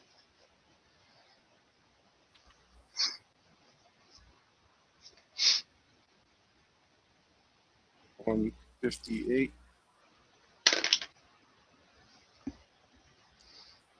20 again.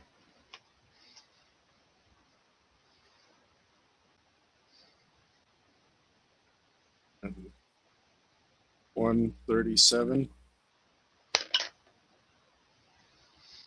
28.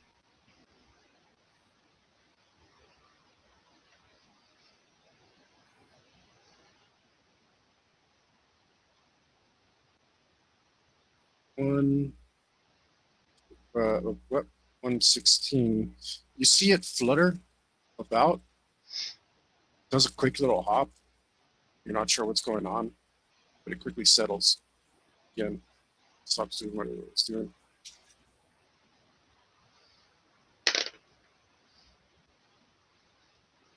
$24.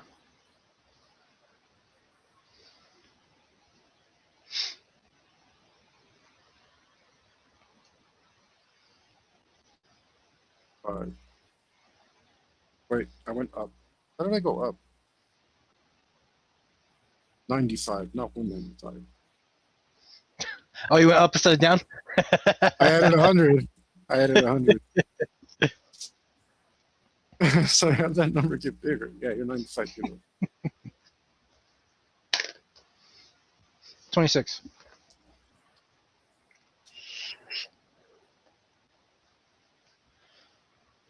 74.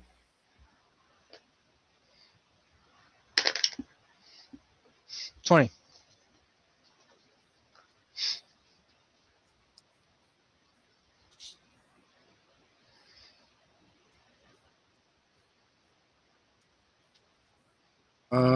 It does its hop.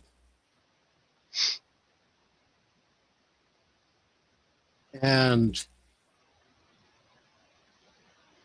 you can see that it's pretty good at keeping the embers of the grass floating around too much. So it actually is being cautious. And you realize the behavior now that you've been seeing. And what it's been doing is watching out for embers. So it's actually been hunted too. So despite that you've been stealthy yourself, you don't think it's heard you. Fortunately now you think it's seen you. Little I'm leaving behind. Or at least it's become interested at the abundant amount of embers that you've left behind. This is its own planet, so yeah, it looks like it's got you at a bit of a disadvantage. That being said, you do manage to get to 53 feet away, but now seems to be acutely aware of you as it's popped its head. You can see its horn,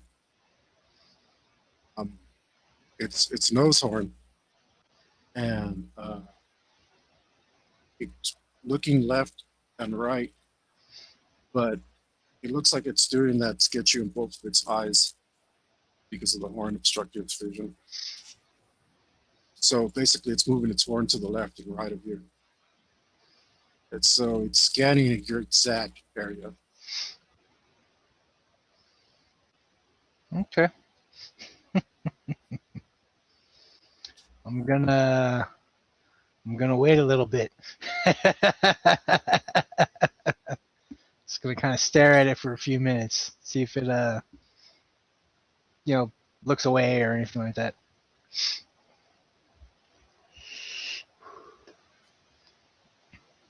To see if I lose its attention. Just gonna wait a little bit.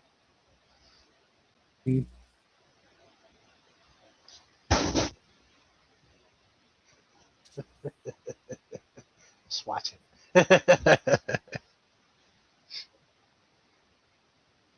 Yeah, you watch this for quite some time.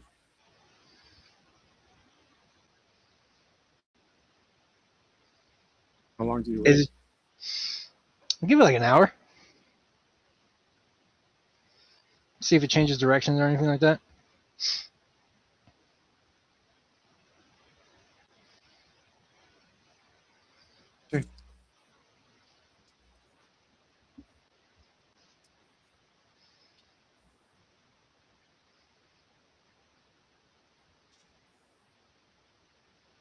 No, it's shifted a little bit, but because of the grass, you can't really tell. It also seems to be crouching. So it's trying to be stealthy itself, Okay. and it's moved very slightly, but it's being very slow and patient.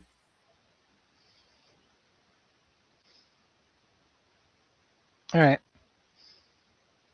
I'm gonna take my sword out, kind of reach over, kind of.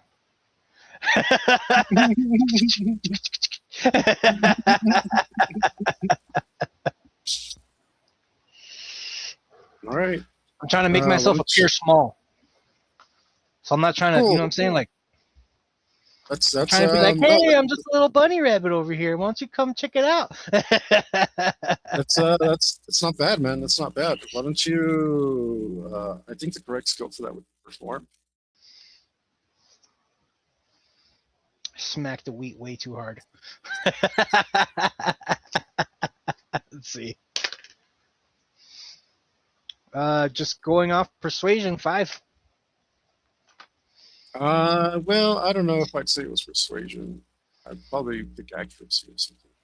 Accuracy, then if it's accuracy, 11.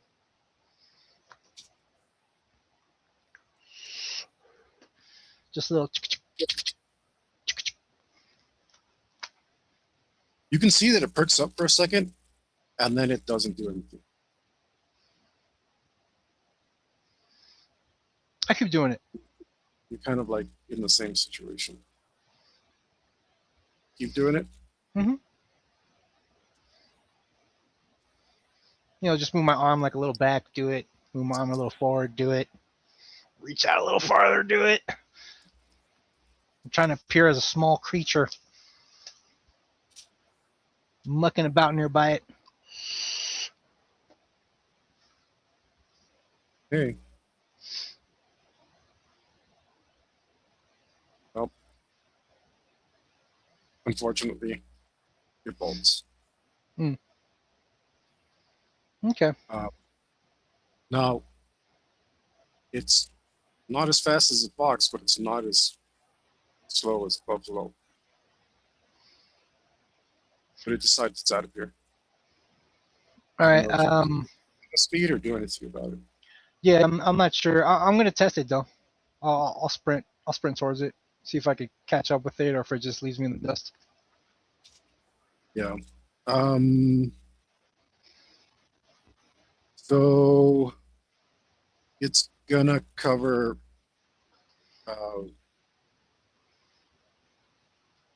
It should be able to cover about 60 feet in action. Oh yeah, it's too fast. So after like 2 sprints, it's like, all right, yeah, I'm not catching it. Yeah, unfortunately, you spooked it.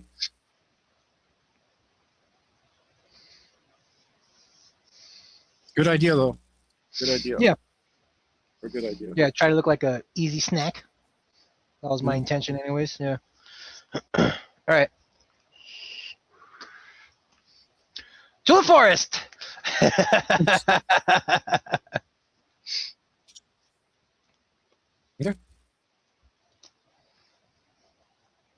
To the forest.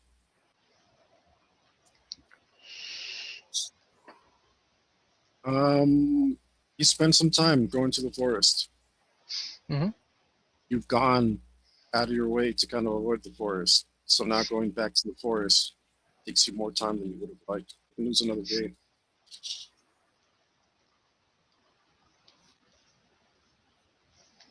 But you find yourself outside the forest. Have you rested at all?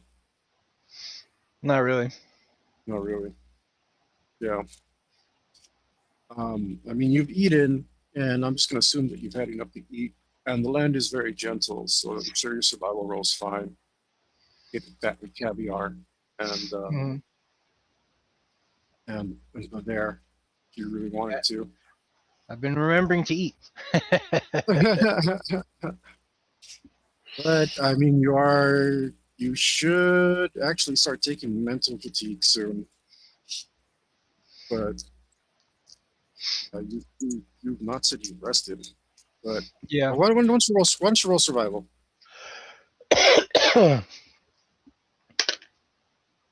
9. 9. 9 is actually plenty. The land is really gentle. I think you would have remembered to grab some seeds. Yeah, if not, I could take a little nap before I go into the forest. Especially, And is this, yeah, does grain taste any good? I mean, it's everywhere. Is it any good? usually the answers to that is no. We can. I'm pretty sure you're carnivorous, so it's. I don't think you'd eat plants. Hmm. Yeah. But it's so abundant. I have to try it. It's not. It's not food. You're, Hmm. you're not. You're not. You're not a. You're not an omnivore. Oh, okay. Yeah, your metabolism doesn't work that way. Any plants. So it wouldn't even cross my mind to even try it, right? And Okay. that's great. That's prey food. Gotcha. Yeah. You can't metabolize that stuff.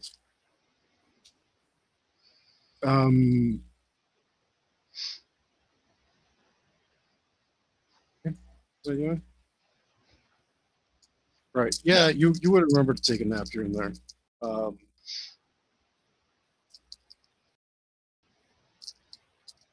But you need to tell me from now on, because originally you said I traveled through the night. So Yeah. if you didn't rest, you'd be super fatigued right now.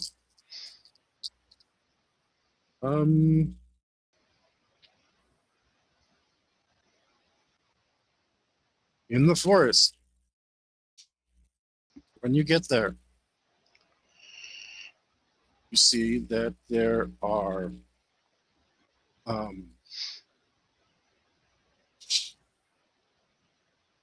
an abundance of life forms in the forest. There are some miniature, barely winged birds that can't fly, but they can jump, flap their wings, and travel long distances that way. And they seem to be hunting spiders and worms and stuff that live in the trees. Also, in the forest are some sort of squirrel-like creatures. They are also paddle-tailed, fluffy-tailed,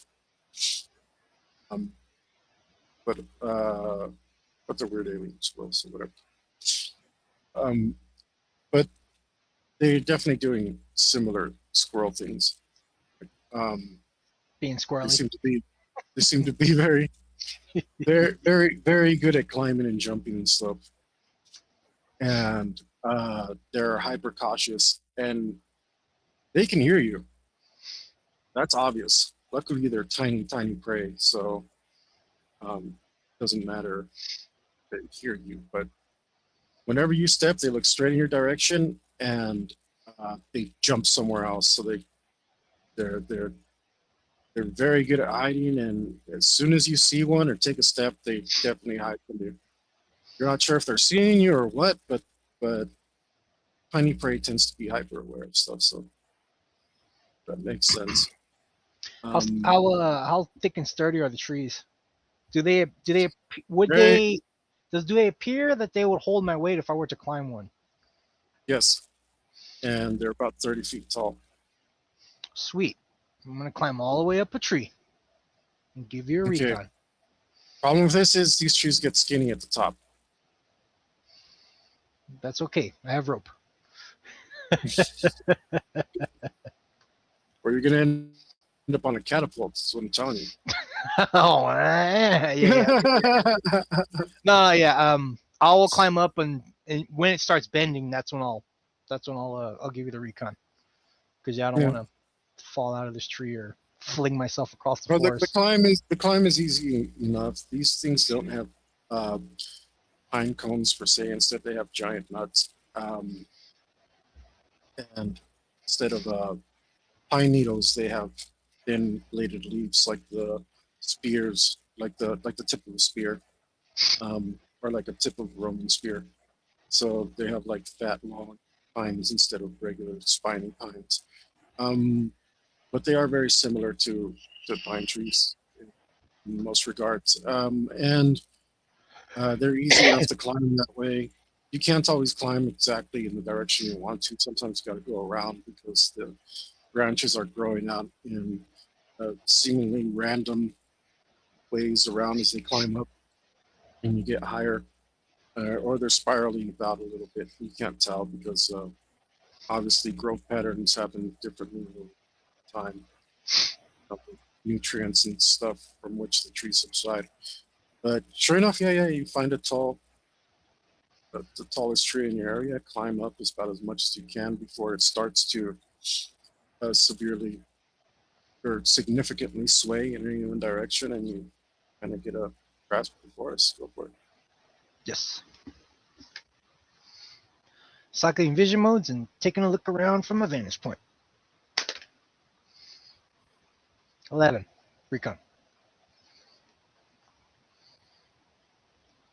Sure. Well, you're not entirely sure, but you don't really need to check it to change vision modes. Heat is doing fine. And you get several signatures deeper into the forest where, like behind a tree or something, you're pretty sure that's a foxglove tail and it's moving feet. Or behind another tree in the distance, you're pretty sure that's a horn on that foxglove over there.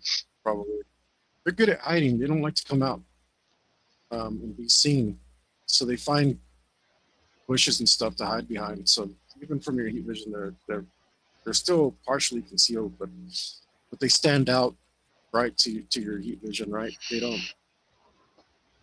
So obviously, they don't have a predator who can see heat around here, so they don't worry about that too much. But they do a pretty good job of concealing themselves. Even from here, you can see three, and it looks like they are largely undisturbed by other creatures in the forest. Uh, they don't seem to really care. Nothing's bothering them. They're not bothering anything. Okay. But apparently, yeah, there's Foxalo Woods over here. Cool.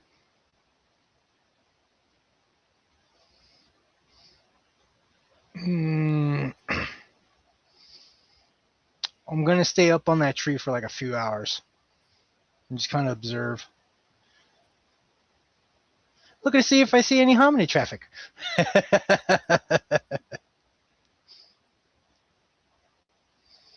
Yeah. Just because I'm just gonna stay up on that tree for like 5 hours and just kind of watch the forest play out. Right. Not much happens. Okay. Everything just kind of settles down. It's apparent nothing can see you because get to the point where there's bugs crawling on you and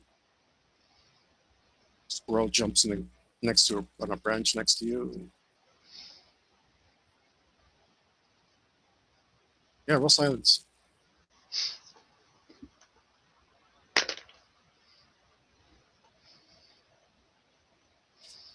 What is it off of again?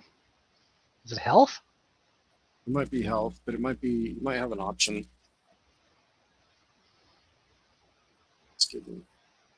So it's come up times.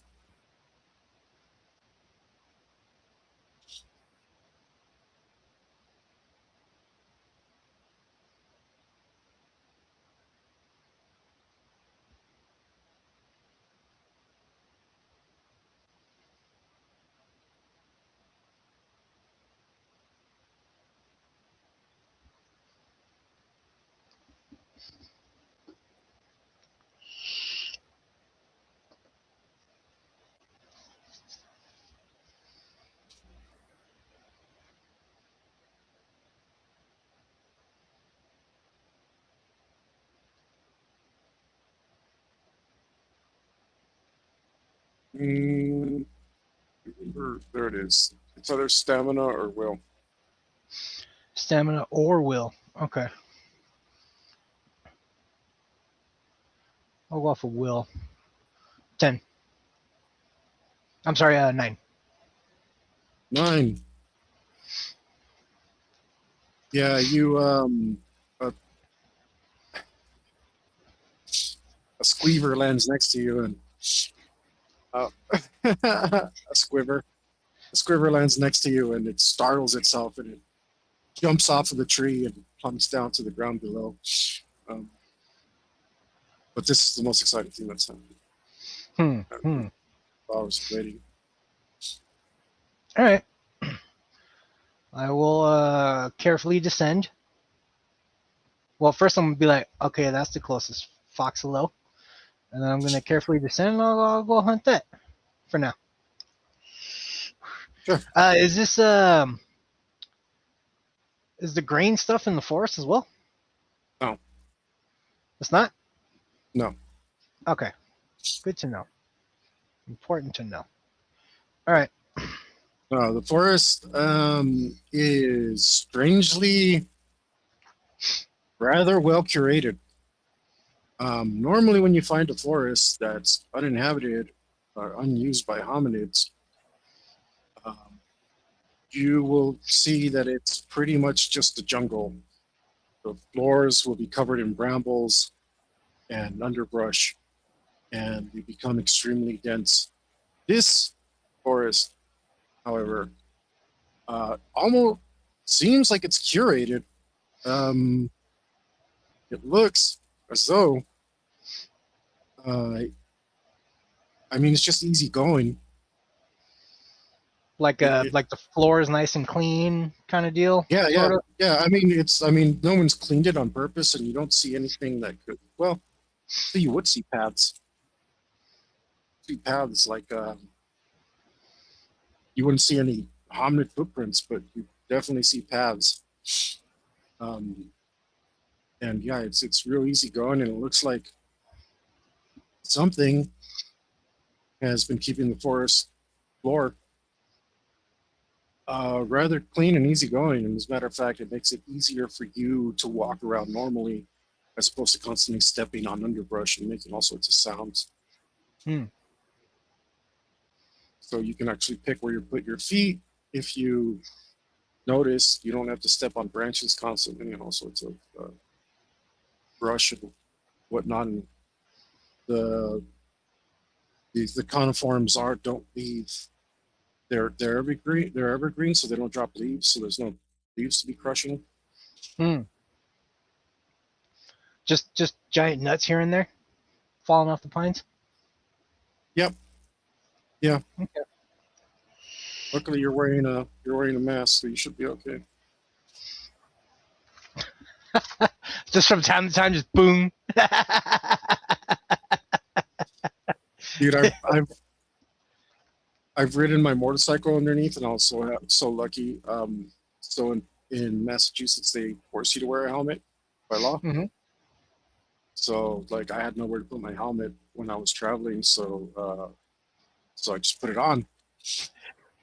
And sure enough, the day that I travel underneath some evergreens, it's just like boink. Like, dude, I'm doing 60. Imagine getting. Yeah. That would have domed you good. Yeah, I think there were like acorns that were there. Those little acorns, and like, I don't know what I was getting hit by. Like, but it was like, man, that would have sucked. Oh yeah.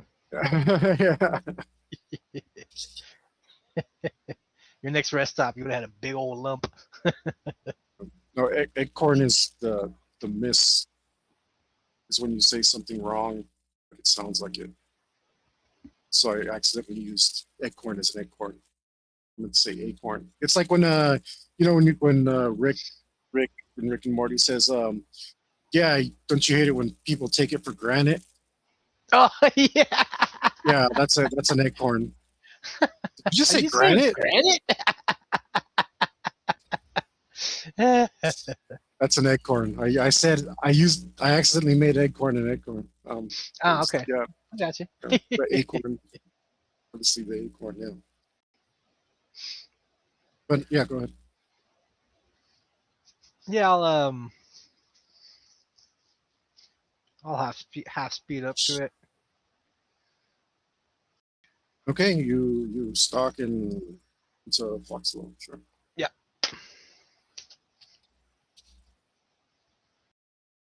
$29. Okay, that gets you closer. And because of the forest cover and such, you are 75 feet away.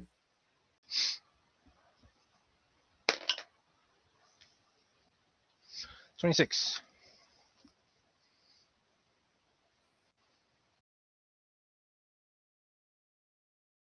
Fire here.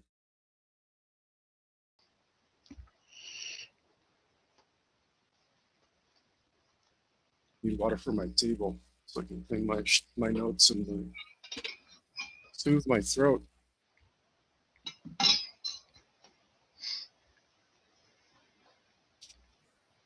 Will put you 54 feet away. I'm going half speed, so like 10 Sure. feet. Sure. 23.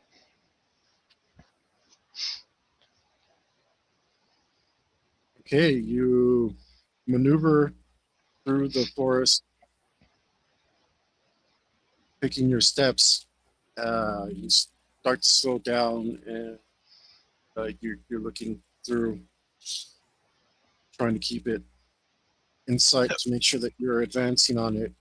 And as you move around tree, you make a sound as you snap what little vegetation there is around here. Step on a rogue root of some sort, something that's dried up over time. But it seems to have gone unnoticed. Hmm. 33 feet away. Oh, wait, you're 44 feet away. I'm gonna consider windage now and change my angle of attack according to the wind. Well,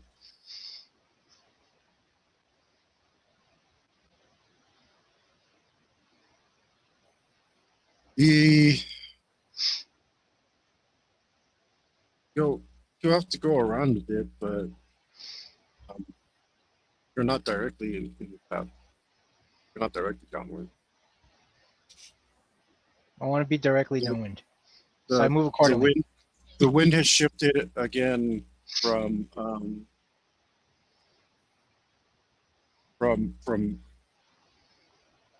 traveling northwest to traveling southwest. And you are northwest of it, of this thing. So you're not. So you're like at a 90-degree angle. All right.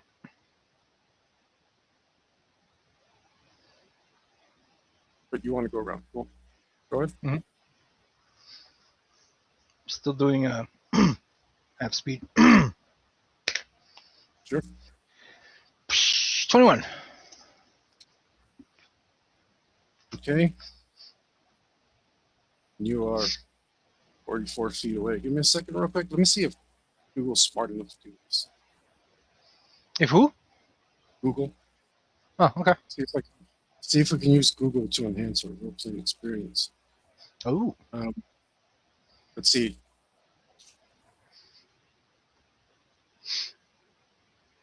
If a circle has a radius of 44 feet, what is its circumference?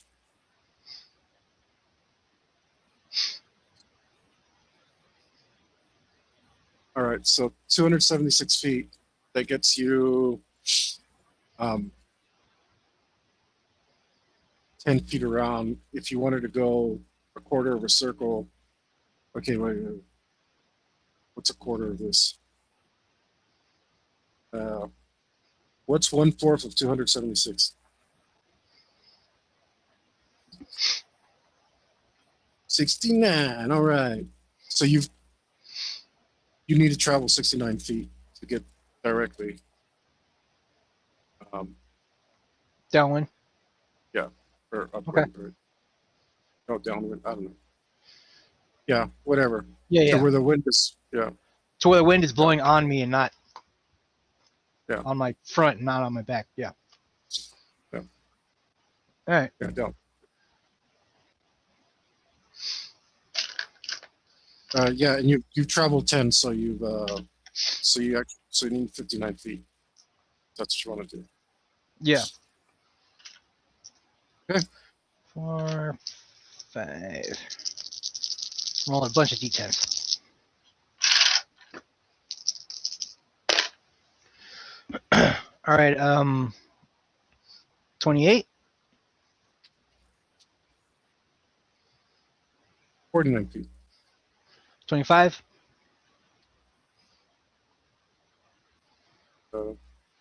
35 feet. 39. 39.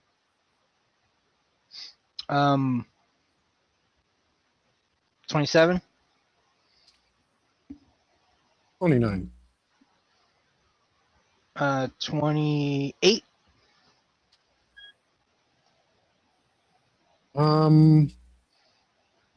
Yeah. 19.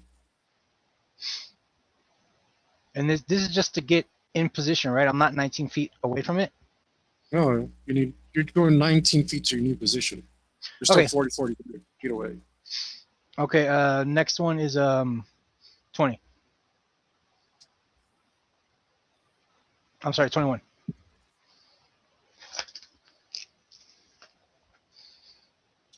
21. That tie goes to me.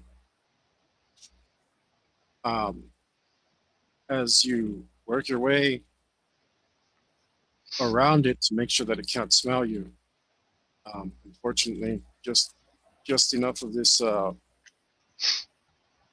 brush. You're looking down to make sure not to step on any more dry roots or whatever. And as you do so, you pop your head against a low-hanging branch,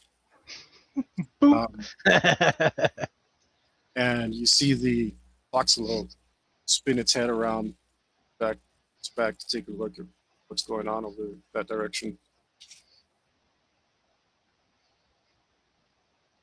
Just gonna freeze.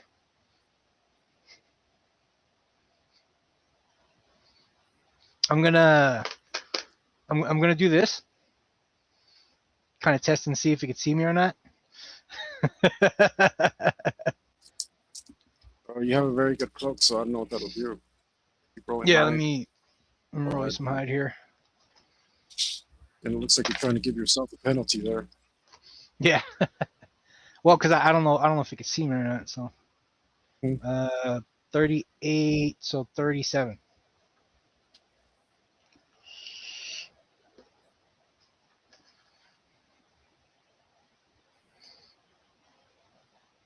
Want to give yourself a penalty? You're moving. I don't know what the penalty is.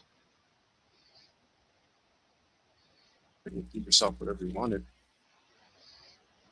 The what now? You can give yourself whatever you wanted. The smallest one.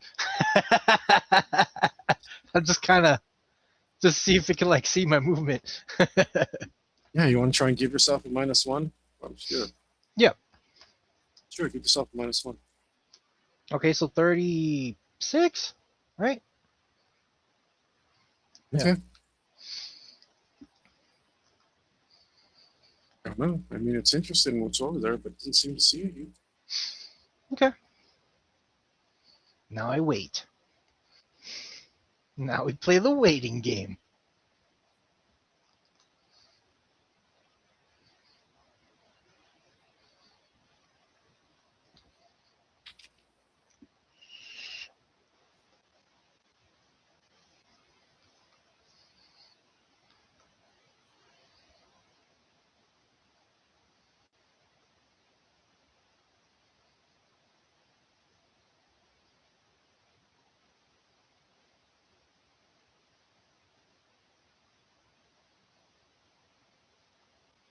it gets up and it trots on. Trots off, not run off. So I'm gonna follow it. Okay. Not trying to get too close to it while it's traveling. So yeah, whatever I need to just keep up with it while keeping my distance. Like try to stay like 50 feet away from it and follow it, and I'll adjust. I'll go whatever that pace is.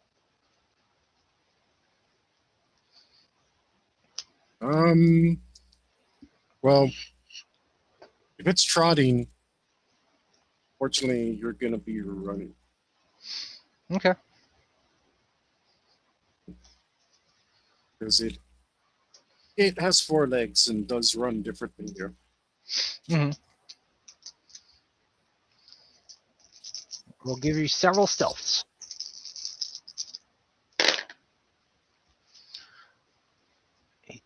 So 25. Okay. 26. Okay. 24. Okay. 23. Yeah.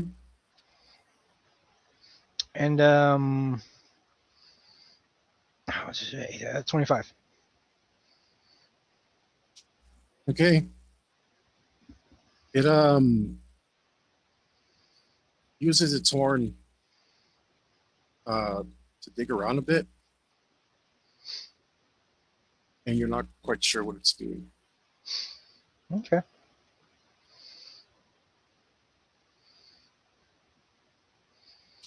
Now I'm gonna. It's big, so you can see parts of it through the trees, but don't have a clear view of it, and it's doing something. All right, I'm gonna do 3 feet steps to give myself a +3.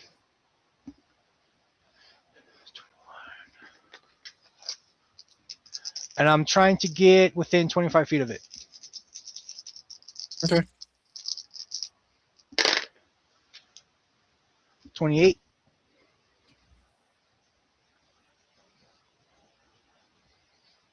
All right, 41 feet away from it. 27.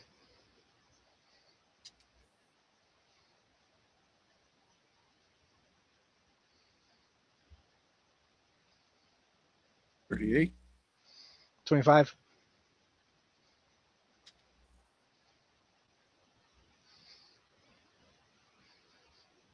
35. 31.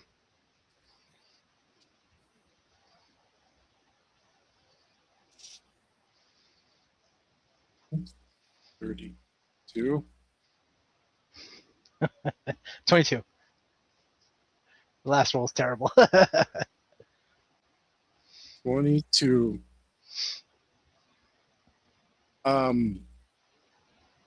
Yeah, man. It stops whatever it's doing, and it's oriented in your direction again. How far away is it now? 32 feet. 32 feet. 32 feet. So this. All right. I hate it with my What's that? sonic cannon. My sonic cannon. Okay. Parry DS. Okay, it's less than 38 feet, so parry DS is 24. Put it where I want it. 25. I'm gonna check to see if that's cocked, because if it's not, it's good for you. 20 attack to put it where I want it, which would be right next to it. I mean, it moved down. Okay, so it's like this, right? It's like this, and then I put the dot on it, and it went like this and flattened out. So that's not cocked. Okay. I put the die on it, right? That's a test. Yeah. So it's not cocked because the die, it just went whoop, and now it's got the die on top of it. So it's not cocked, right? I guess so, yeah. The test uncocked it? Yeah, because it was like this, and I was like, well, the test is if the die sits on top of it, it's not cocked.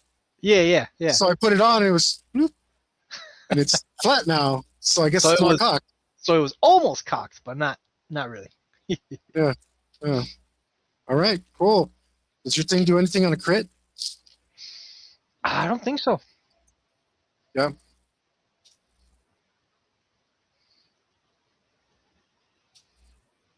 So, Cool. And it's 24 sonic knockout, okay. and it's blind deaf for 8 seconds.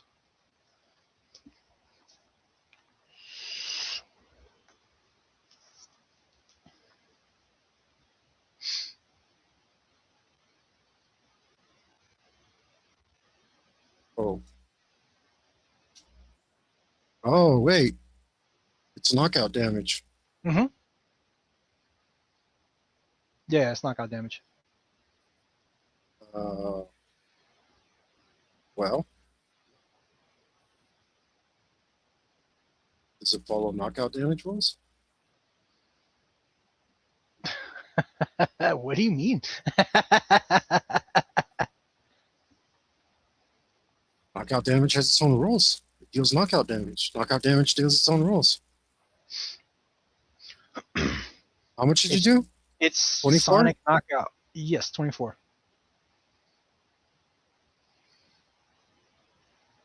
Oh, okay, wait. So what's the rule? Because Sonic is fixed, Mm-hmm. but knockout is doubled. Oh, because of the crit. Okay. Yes, that's what I'm telling you, man. So Knockout so if has it its was, own rules. so it was so you would count it as if it took 48 knockout. Yeah. Does that knock it out? Oh, I think it does. It gets scared and it rears disoriented and slams its head into a tree and knocks itself out. Sweet. Oh,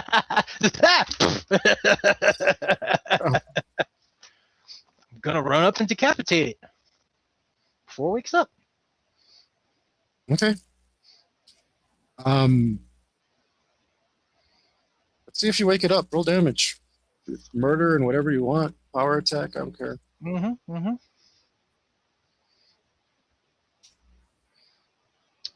I'll rage 2 for more damage. So that you change power attack, right? It's only 2 now, unless I have like something special. No, so top heavy doubles it up to the top heavy number. So you can do 4, but if you have top heavy 2, then your first 2 do bonus. If I Right. use my swords, no top Like heavy. power attack 1 would do 2, and power attack 2 would do 4, but power attack 3 would only do 1 more. It's normal power attack. If you have top heavy 4, then you double all of it. So normal power attack up to 3. I thought it was 4. Ah, I just told you it was 4.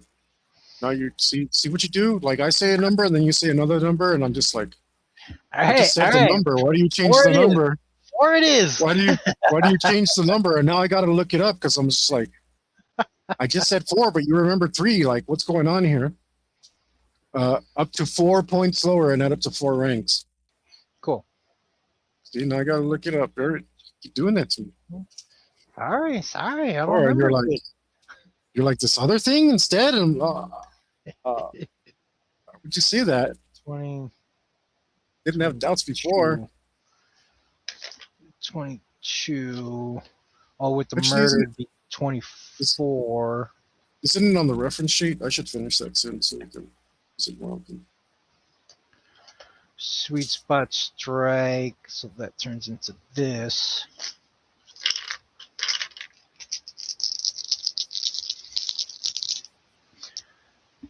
Get the head bonus, right? So basically attacking the head, but the neck, whatever. Yeah. Yeah.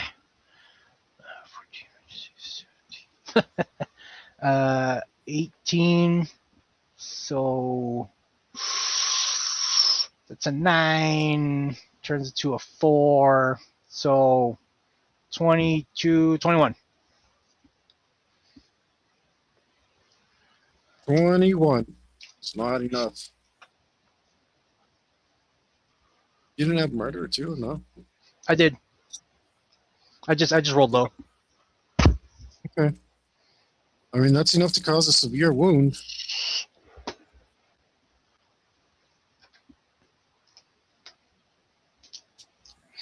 Uh,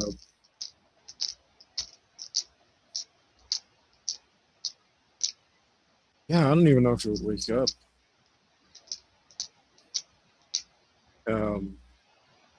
I guess it'd start choking in its sleep. Damage again. Try to take that head off. See, that's way better.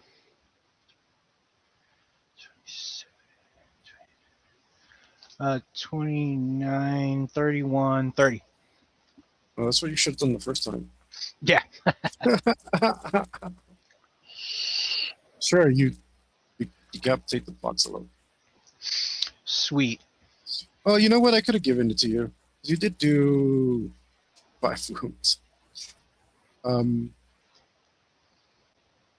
It's all right. Yeah. All right, so cut off its head. I will eat of its flesh. Here, why not? So yeah, put the head next to me. Demask. Cut off the juicy bits. Enjoy some foxalo. It's pretty good. Excellent. Not as good as the caviar, but way, way better than the bear. I will eat my fill. I have a nice, relaxing meal in the forest.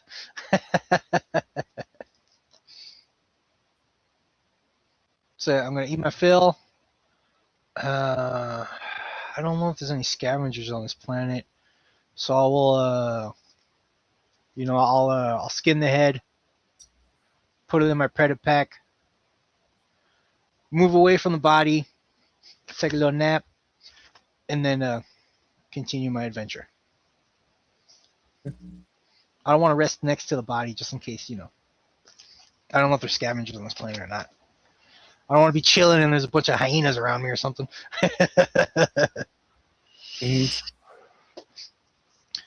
And then the next, I'm going to go deeper into the forest, and then the next really tall tree I come across, I'm going to repeat the process. Crawl all the way to the top, and I'll give you a recon. Okay.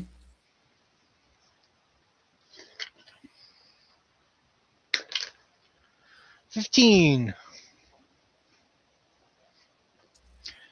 I'll kind of go the direction of the paths. They're there, right? So.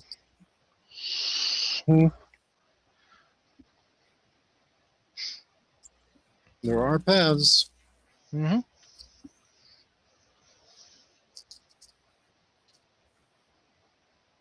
Well, unfortunately, seems like your cannon might have spooked everyone. It's very loud. Oh, yeah. Big bang. Yeah,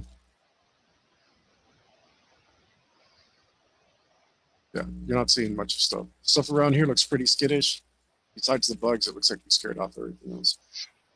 Okay. All right. Down one of these paths I go. See where it leads me. Okay. Sure. On the path, run speed, cloaked, trying to be quiet.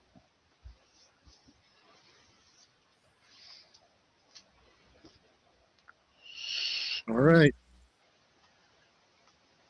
But this is going to cost you a D. All right.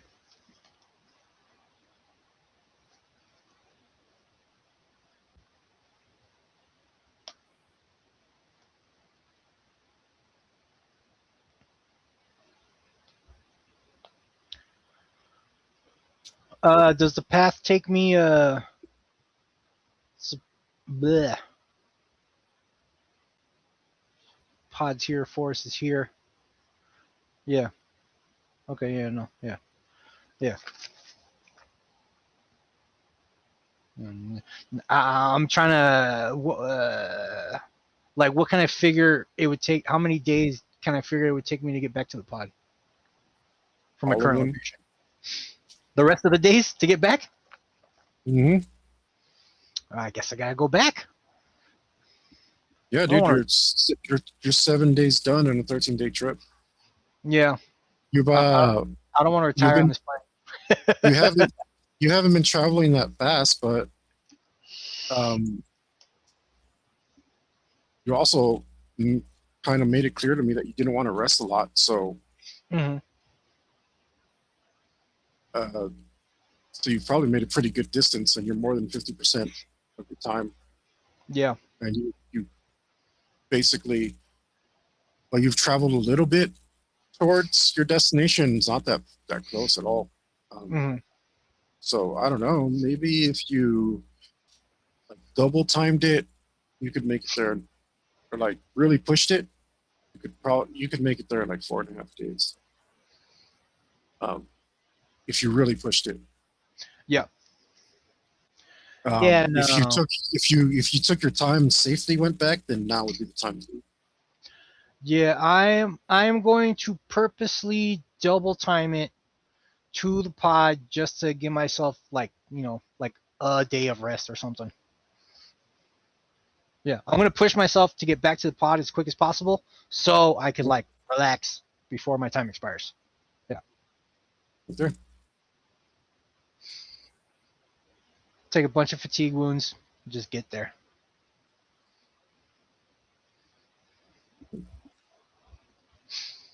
And whatever time I have left, I rest.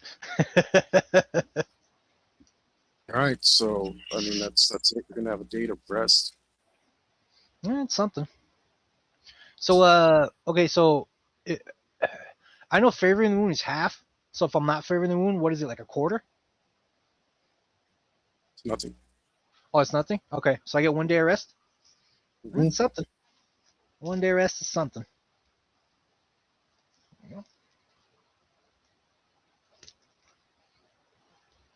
All right. Yeah. Yeah. Okay. You rest for a day. Mm-hmm. Take your pod back up to the ship. Yep. Unfortunately, I rolled really low for the voxel stats, so it's not another. Right.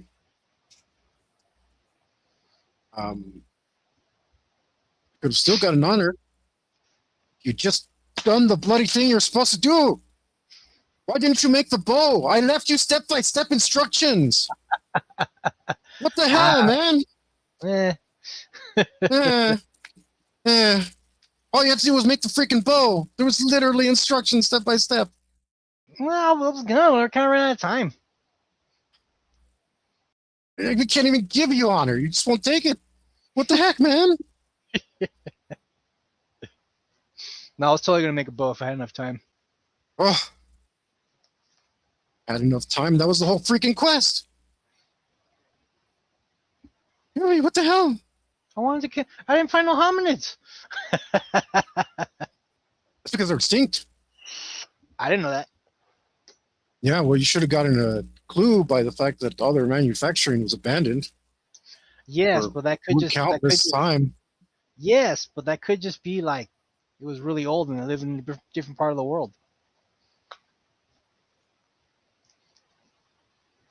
Yeah, I don't know. That's what I was assuming. I was like, this is probably like super old place where they used to live years. No, and you years ago. you gave yourself information where you shouldn't have. Because why would you assume that? Like you made an assumption there, as opposed to making an assumption that you were supposed to make the freaking bow, which is the assumption you should have made. I didn't.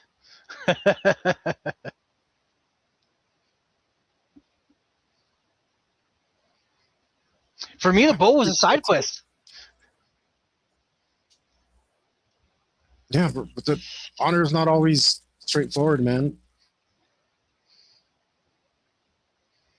Yeah, no, it was totally my second priority. Yeah, it was. Mm-hmm. I mean, the good news is you lived. Yeah. You didn't. Your secret score isn't affected because you technically did succeed at a hunt. Mm-hmm. Um, and so good stuff happened. The bad news is you get no honor and you get no prestige weapon. I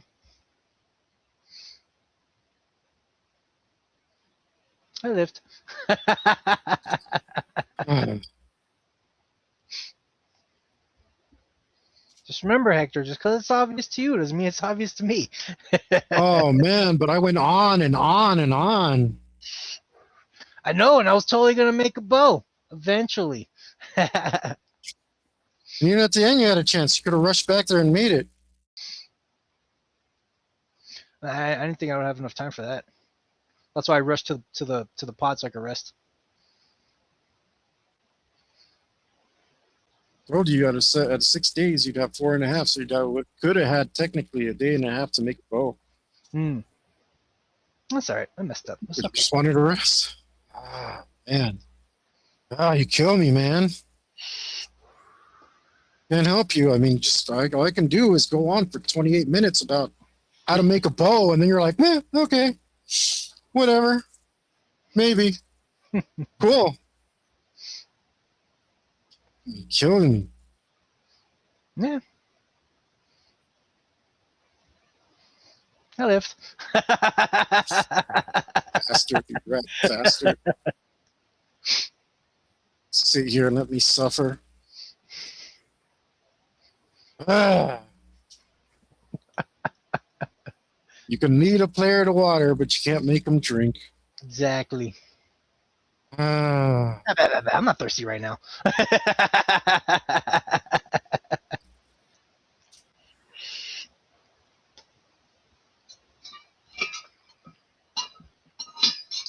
And then I was like, I think this fool's not going to make the bow. I better put all these arrowheads here for him.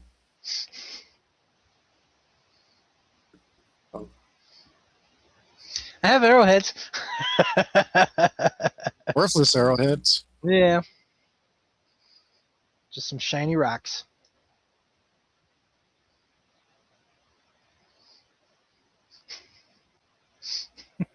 That's it, man. I guess you better let's just do some healing so we don't have to do it next time. Yep. You're on a different thing, so you want to roll healing again? Yes, sir. You will be awarded 3 points. I don't know if that changes anything for you. Yeah.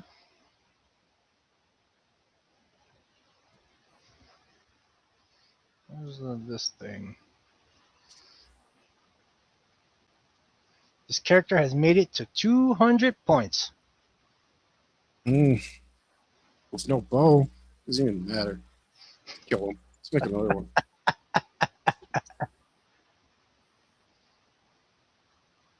Ugh.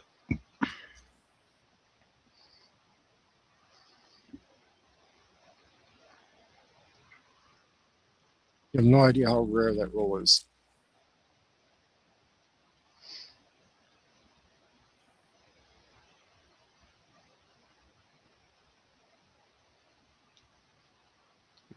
Three.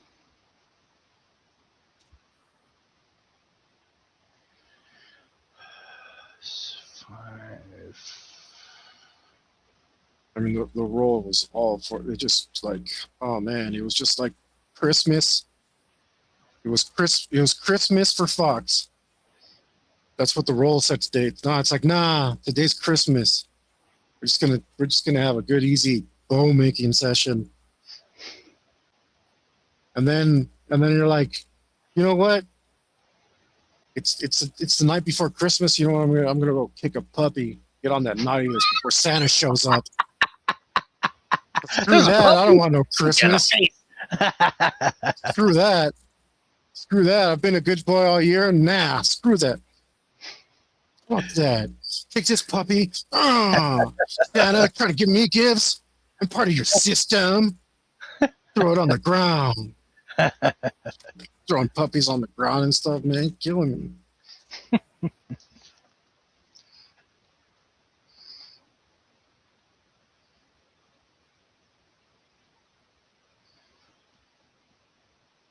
All right, yeah, let's do the Healy stuff. I gotta do a lot of updating to my sheet because I have increased my speed.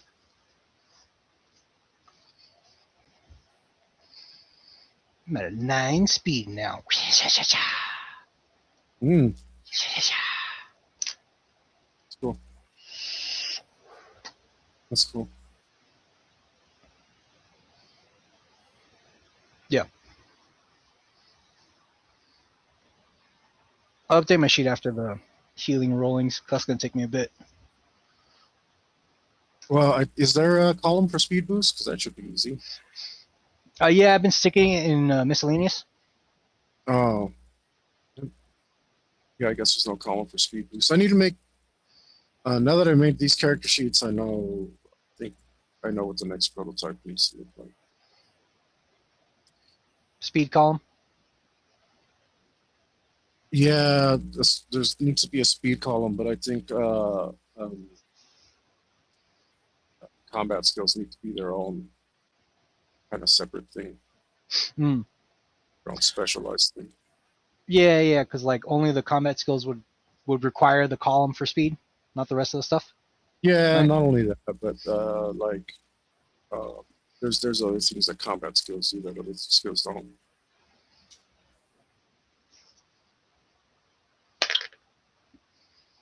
So you gonna do your healing roll for me?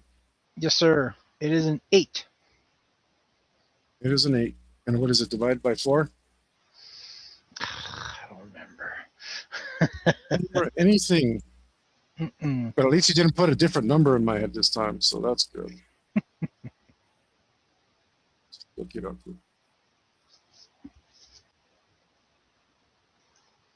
I'm just gonna go hang out at the I'm not gonna make a bow. I'll just hang out at the ship. I'll hang out at the pod. I'm gonna get 1 day of rest. That's more important than a bow. Killing me, bro. Killing me.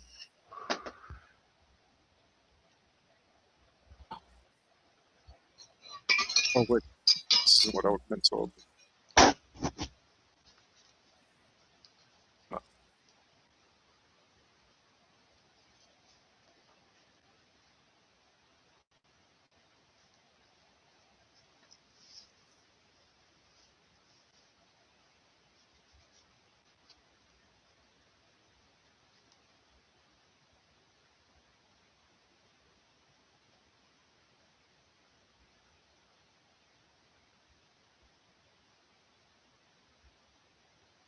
And is it? Oh, heck is it? Oh, oh, healing's a knowledge skill.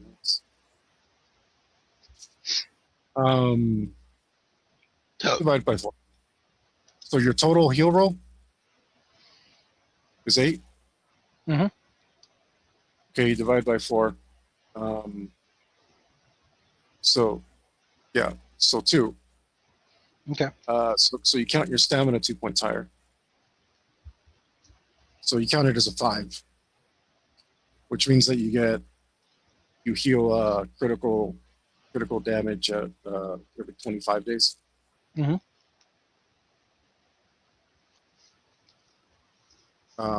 So 1 week will pass, plus your 1 day of healing, still important to you. All right. And I'm gonna roll to see if you are called on the hunt next week. And that number would have gone down if you'd made the bow. You're not called it next week, though. Okie dokie. So another week goes by.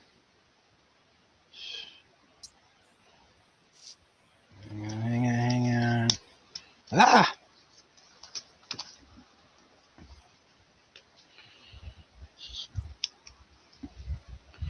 So now it's this many days. Get a hit point back.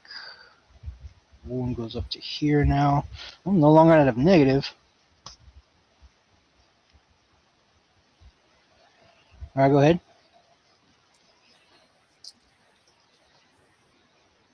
You're not called the next week, son. 7, 3, 16. All right.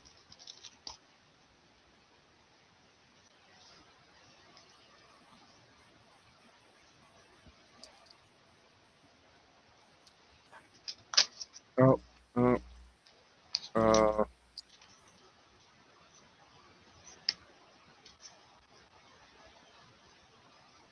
you're not called in the next week, son. All right.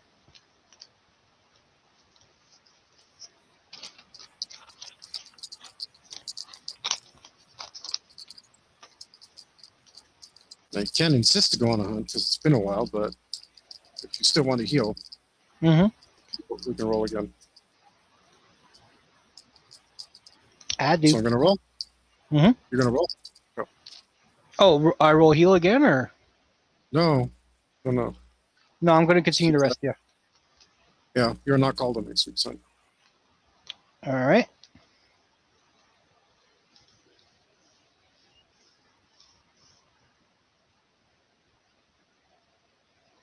Roll one more time.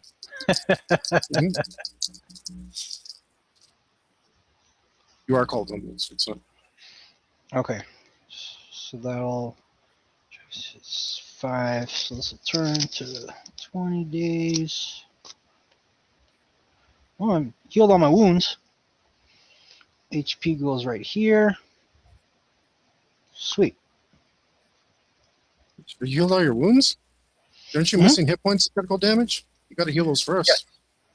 Oh, okay. Yeah, once you heal the critical ones, they're going to heal in the same order you lost them. You don't heal the wounds first. All right. You have to heal that whole row before you get to the next one. Cool. So moment's here, my HP's here. All right. So then, still, yeah, okay.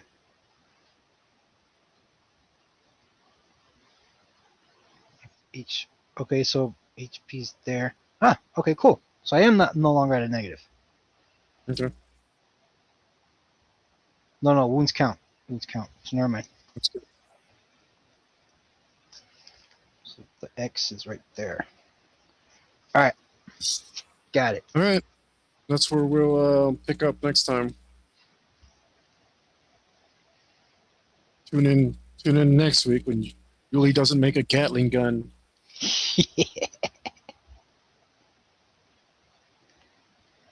I can just take this shit? Nah, I'll just run there. It's going to see you next week when Fox refuses to take the roller coaster ride. Turns takes them to the super hunting dimension. You know.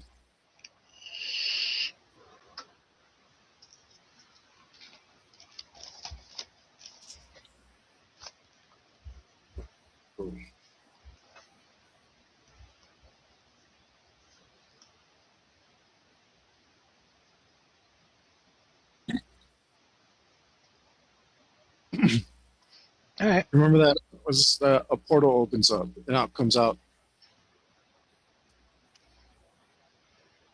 36 titties.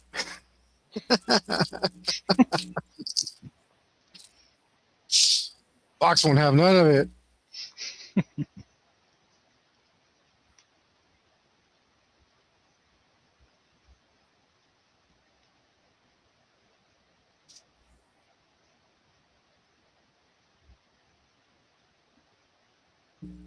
All right. We good then? We're done?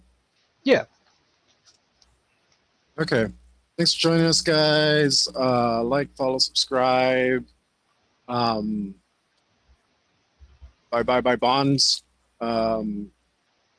Give me your war bonds and U.S. bonds, Treasury bonds.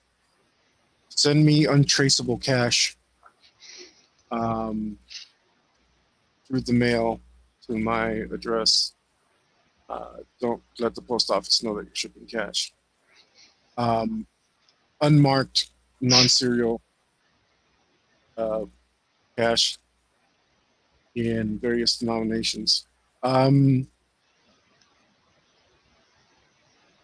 Get your titles to your cars and send them over as well. To sign them over, sign them before you send them. Pink slips, all that stuff. You know, whatever property you have lying around, just send me the deed signed or stuff. I'm gonna need a lot of resources for the cult. You know, a nice little commune to live on and lord over all of you, all that stuff. Normal stuff, normal cult stuff. You know, get in while the getting's good and be in the upper tier of cult members, be one of the leaders. Subservient only to me, as opposed to all the other chumps who come in late and do all the weird stuff. We can just chill. I mean, this is the best deal ever. Just send me everything you own and you know, your money, your bank accounts, all that stuff. You know, I'll set up a church, and then there'll all be donations to the church. So you know, the money won't be tracked and all that stuff. I think that's how it works. And we'll live happily ever after. You know, unless something weird happens. And, why would that happen? So, yeah. It, you know, if you're not going to do that, the least you can do is click on the links and buy a shirt. Go to my Launch Cart shirt store and maybe go to my Subscribe Star and give me $1. I only have $1 tier right now because I want to provide more things on there before I start charging more for higher tiers and such. But you can totally give me $1. That'd be cool. Other than that, anything to add, Helicopter? Sell your cars, live outside, sell your houses, get in while the getting's good.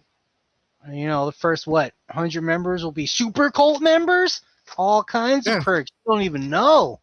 Yeah. Like Hector said, get in now, be a super member, and make all the plebs do all the weird stuff. Well, you just kick back and laugh maniacally with your new leader. Yeah. I mean, all you have to do is be subservient to me. What I'm going to tell you, chill. Yeah. This is while we good. Yeah. Don't worry about it until the pleb over there do something weird. Unlimited power. The only thing I'll do is make sure there's not like bumping heads between the upper echelons, right? Mm-hmm. We're pretty good at that stuff. Very cool.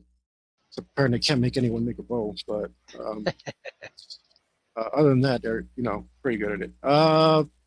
But for reals now, the most important thing you can do is always around here.